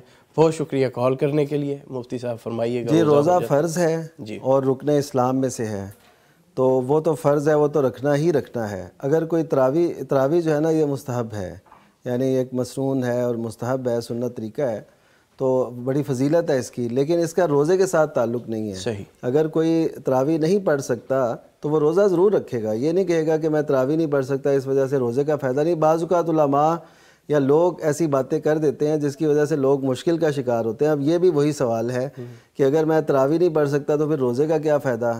یا کوئی نے کہتا ہے کہ اگر تم نے تراویح نہ پڑھی تو پھر روزے کا، وہ کہتا ہے اچھا پھر میں دونوں ہی چھوڑ دیتا ہوں. تو ایسے نہیں کرنا. روزہ رکھنا ہے، یہ فرض ہے، ضروری ہے، اس کے بارے میں پوچھا جائے گا. اور جو تراویح ہے اس کے بارے میں پوچھا نہیں جائے گا، لیکن اس کی فضیلت ہے، اہمیت ہے، اس کو ٹائم دینا چاہیے. صحیح. سوال کی طرف آتے ہیں، اللہ کرے جواب پورا ہو جائے. جی جی. اچھا اس میں ایسا ہے کہ دیکھیے قرآن مجید کی برکت ہم دیکھ رہے ہیں نا، تو ایسے ہی اگر ہماری زندگی میں قرآن مجید آ جائے تو ہماری زندگی بھی ایسے رحمت بھری ہو جائے. اللہ کی برکات ہم لمحہ لمحہ دیکھیں. یہ وہی کتاب ہے نا جس کے بارے میں سیدنا عمر رضی اللہ تعالیٰ نے فرمایا تھا کہ میں نے نبی صلی اللہ علیہ وسلم سے سنا ہے، صحیح مسلم کی روایت، ان اللہ یرفع بہذا الکتاب اقواما ویضع بہ آخرین، کہ اللہ تعالیٰ اس کتاب کے ذریعے سے قوموں کو عروج دیتا ہے. تو اگر قوموں کو عروج دیتا ہے تو افراد کو بھی دیتا ہے. سبحان اللہ. یہ بات ذہن میں رکھیے. یعنی ہم یہ انتظار کرتے رہے جی قوم پتہ نہیں کب اٹھے گی، کب عروج آئے گا، کب مسلم امت کو وہ عظمت رفتہ ملے گی. ان باتوں کو چھوڑ کے یہ دیکھیں کہ ان اللہ یرفع بہذا الکتاب اقواما، اقوام میں بھی شامل ہوں، آپ بھی ہیں، جو بھی سن رہے ہیں وہ سب شامل ہیں. تو اس سے بلندی حاصل کیجیے. عروج دیتی ہے افراد کو بھی، اقوام کو بھی، وَيَضَعُ بِآخِرِينَ، اور دوسروں کو نیچا کر دیتی ہے، ان کو گرا دیتی ہے، ان کو زوال کا شکار کر دیتی ہے. اور جیسے اقبال نے کہا تھا نا، وہ معزز تھے زمانے میں مسلمان ہو کر اور تم خار ہوئے تارک قرآن ہو کر. تو اس وجہ سے ہمیں اس طرف آنا چاہیے کہ ہم اگر دیکھتے ہیں نا جی ہم بڑے اضمحلال کا شکار ہیں، سستی ہے، غفلت ہے، زوال کا شکار ہیں، ذلت میں پس رہے ہیں، تو پھر ہمیں سب کو قرآن سے جڑنا چاہیے. یہ ہمارے لیے عروج کا پیغام ہے. سبحان اللہ. تو یہ حاصل کرنا چاہیے. کالر ہیں ایک اور. السلام علیکم ورحمۃ اللہ. محمد اقبال صاحب رائیونڈ سے. سر کیسے مزاج ہے؟ ٹھیک ہے الحمدللہ جناب. ماشاء اللہ. سر فرمائیے گا کیا پوچھنا چاہیے. آج کل نا یہ سوشل میڈیا پر بڑے وظائف آ رہے ہیں علماء کی طرف سے، آپ یہ پڑھے تو یہ ہوگا، یہ پڑھے تو یہ ہوگا، یہ پڑھے تو یہ ہوگا. ہلو جی جی جی جی فرمائیں، ہم سن رہے ہیں. اچھا، لیکن کچھ علماء یہ حضرات کہتے ہیں کہ یہ کسی استاد کے بغیر یا کسی رہنما کے بغیر ایسے آپ نہیں کر سکتے، اگر کرتے بھی ہیں تو ان کے اثرات وغیرہ آپ کو نہیں ملیں گے. ٹھیک، سوال پورا ہو گیا آپ کا. ہاں بس اس کے بارے میں کرنا چاہیے یا نہیں، یا استاد کے بغیر ہی ہو سکتا ہے. سر کال کرنے کے لیے بہت شکریہ. ابھی پوچھتے ہیں مفتی صاحب، فرمائیے. جی یہ جو بات ہے نا استاد کے بغیر والی، وہ تو اس لیے درست نہیں ہے کہ دیکھیے کہ جس سے آپ کو سوشل میڈیا میں بتایا یا کسی بھی ذریعے سے بتایا، وہ گویا آپ کا استاد ہے، اگرچہ آپ نے اس کے سامنے زانو تلمس طے نہیں کیے. جیسے آپ ہمیں لوگ سن رہے ہیں تو اس کا مطلب یہ ہے کہ ہم سے فائدہ اٹھا رہے ہیں، تو بیٹھے نہیں ہوئے لیکن فائدہ اٹھا رہے ہیں. تو یہ تو بات ایسی نہیں ہے کہ استاد کا ہونا ضروری ہے، وہ استاد ہی ہے جس نے آپ کو یہ بتا دیا. تو باقی یہ بات کہ جو مختلف وظائف اپنی طرف سے لوگ بناتے ہیں، اس میں یہ دیکھنا چاہیے کہ اس میں شرک نہ ہو، کیونکہ صحیح مسلم کی روایت ہے، نبی صلی اللہ علیہ وسلم نے فرمایا تھا عارضوا علیہ رقاکم، کہ اپنے دم تم مجھ پہ پیش کرو. اب وہ جو دم تھے وہ تھے جو قدیم زمانے سے ان کے پاس سے چلے آ رہے تھے، وہ ظاہر ہے نبی صلی اللہ علیہ وسلم نے انہیں نہیں سکھائے تھے. تو آپ صلی اللہ علیہ وسلم نے ان سے فرمایا کہ اپنے جو دم ہے نا وہ مجھے بتاؤ، جس میں شرک نہیں ہوگا وہ جائز ہے. تو اس کا مطلب ہے شرک یا عقیدے کی خرابی کوئی نہ ہو تو وہ دم وہ وظیفہ کیا جا سکتا ہے. لیکن ہم اس بارے میں یہ ضرور کہتے ہیں کہ آپ اپنی طرف سے اس کی تعداد بھی مقرر نہ کریں اور وقت بھی مقرر نہ کریں، جتنا بھی آپ پڑھ سکتے ہیں، کیونکہ یہ مقرر کرنا اتنا اچھا نہیں ہے، کیونکہ تعداد یا وقت، کیونکہ یہ پھر چیزیں ذرا آگے بڑھتی جاتی ہیں. تو آپ مطلق رکھیں. اگر کسی نے کسی بات سے، کسی آیت سے کوئی تجربہ حاصل کر کے اس کی برکات لی ہیں تو لوگوں کو بتا سکتے ہیں اور لوگ کر بھی سکتے ہیں، لیکن اس کو متعین نہ کریں. تو یہ زیادہ بہتر ہے. بہت بہتر. السلام علیکم ورحمۃ اللہ. کالر ہیں ایک اور. وعلیکم السلام. شوکت حسین صاحب فتح جنگ سے. جی جی سر کیسے مزاج ہیں؟ ٹھیک ہیں جی شکر ہے جی اللہ. فتح جنگ سے ہمیں بڑی محبت ہے. سر فرمائیے گا کیا پوچھنا چاہیں گے؟ سر یہ میں پوچھنا چاہوں گا کہ قرآن اور حدیث کی روح سے جنازے کی کتنی تکبیریں ہیں اور کون سی تکبیریں ہیں، یہ ذرا بتا دیں. ٹھیک ہے، جنازے کے طریقے کے حوالے سے، تکبیرات کے حوالے سے پوچھنا چاہتے ہیں. جی قرآن و سنت میں جو ہے وہ 4 تکبیرات کا ذکر ہے. صحیح بخاری میں ہے اور دیگر کتب میں روایت موجود ہے. حضرت ابن عباس رضی اللہ تعالیٰ راوی ہیں اور اس میں یہ 4 تکبیریں ہیں. پہلی تکبیر، اس کے بعد سورہ فاتحہ، دوسری تکبیر اس کے بعد درود شریف، تیسری تکبیر اس کے بعد دعا جو جنازے کی ہے، اللہم اغفر لی حینا و میتنا، اور دیگر جو دعائیں ہیں وہ پڑھ کے، تو چوتھی تکبیر کے بعد تھوڑا سا اسٹے. علامہ البانی نے جو کتاب الجنائز لکھی ہے، انہوں نے لکھا ہے کہ یہ چوتھی تکبیر کے بعد آپ کچھ دیر دعا کرتے تھے، یعنی کچھ دیر ذاتی دعا جیسے ہوتا ہے نا، خاص دعا، وہ اس موقع پہ کر کے. اور میں اس پہ عمل میں نے ایک شخصیت کا دیکھا ہے، حافظ مسعود عالم صاحب حافظہ اللہ، وہ اسی طرح کرتے ہیں. جی وہ اس طرح کرتے ہیں. تو یہ وہ اس حدیث کے پیش نظر وہ ایسے کرتے ہیں. تو یہ بھی ایک طریقہ ہے. تو اس کے بعد بس سلام پھیرنا ہے. یعنی 4 تکبیریں ہیں. 4 تکبیریں جب پوری کر لیں اس کے بعد مختصر سی دعا اپنے طور پہ وہ کر کے اور اس کے بعد سلام پھیر دیں. یہ جنازے کا طریقہ ہے اور یہ تکبیریں. صحیح. یہ فرمائیے گا قرآن کریم کو حفظ کرنا اور حفظ کرنے کے بعد بھول جانا، اس کا کیا خمیازہ ہے؟ اس کا جواب کالر کے بعد لیتے ہیں. السلام علیکم ورحمۃ اللہ. سانگلہ ہل سے خرم شہزاد صاحب، فرمائیے کیا پوچھنا چاہیں گے؟ ٹائم بہت شارٹ ہے. ٹی وی کا والیوم آف کر دیں پلیز. وعلیکم السلام ورحمۃ اللہ. جی سر کیسے ہیں؟ الحمدللہ، میرے اللہ کی بڑی رحمت ہے. اچھا میں پوچھنا یہ چاہتا ہوں کہ والد صاحب میرے فوت ہو گئے، اللہ تعالیٰ ان کی مغفرت کرے. جی اور پیچھے ایک میری والدہ ہے اور سسٹر کی چونکہ شادی ہوئی ہے تو والد صاحب نے جو وراثت میں مکان چھوڑا ہے ہم اس میں رہ رہے ہیں، والدہ اور میں، اور دو افراد یعنی کہ والدہ اور میں تو فائدہ حاصل کر رہے ہیں اس مکان سے، جو تیسرا وراثت کا حصے دار ہے وہ نہیں فائدہ حاصل کر رہا. ٹھیک، تو اس کی کیا طریقہ کار ہونا چاہیے؟ کیا ہم اس کو بطور کرایہ کوئی کچھ نہ کچھ حصہ دینا چاہیے اس کو؟ ٹھیک ہے، بہت شکریہ سر، تھینک یو. صرف 2 منٹ ہے ہمارے پاس. جی، اس کا بہترین طریقہ تو یہ ہے کہ اس گھر کو یہ ایسی تبدیلی اس میں کریں کہ اس کا جو حصہ ان کی وراثت میں آتا ہے اس کو دے دیں، یا پھر ان کو اپنی طرف سے دے دیں جو ان کا حصہ بن رہا ہے اس گھر میں سے، یعنی اس کی قیمت لگوائیں، جو ان کا حصہ بنتا ہے وہ انہیں دیں. تو اس طرح وہ ظاہر ہے ان کو کرایہ نہیں دینا پڑے گا. ہاں اس صورت میں کہ جب وہ فائدہ اٹھا رہے ہیں اور سسٹر نہیں فائدہ اٹھا رہی، تو اس صورت میں زیادہ بہتر یہ ہے کہ ایک نارمل سا کرایہ جو ان کا بن رہا ہے جتنی دیر تک وہ فروخت نہیں ہوتا یا ایسا مرحلہ ہے یا ان کی والدہ حیات ہیں، تو پھر یہ ایسے کریں کہ وہ جو ہے نا کرایہ ان کو دے دیا کریں، چلیں وہ بھی اس پراپرٹی سے فائدہ اٹھاتے رہیں، یہ اچھی بات ہے. لیکن اگر وہ مطالبہ کریں، اگر وہ کہتی ہیں کہ ٹھیک ہے یہ مروت ہے، یہ اچھے اخلاق کا تقاضا ہے کہ آپ ایسے کریں، تو پھر ٹھیک ہے، پھر کوئی مسئلہ نہیں. جی ٹھیک ہے. ناظرین، سبق ہے آج کا، پیغام ہے آج کا. پیغام ٹی وی پر قرآن کو اپنا امام بنا لیجئے، اپنا لیڈر اور پیشوا بنا لیجئے. وقت بالکل ختم ہو چکا ہے، لیکن میں چاہوں گا کہ چند سیکنڈ میں آپ دعائیہ کلمات کہہ دیں.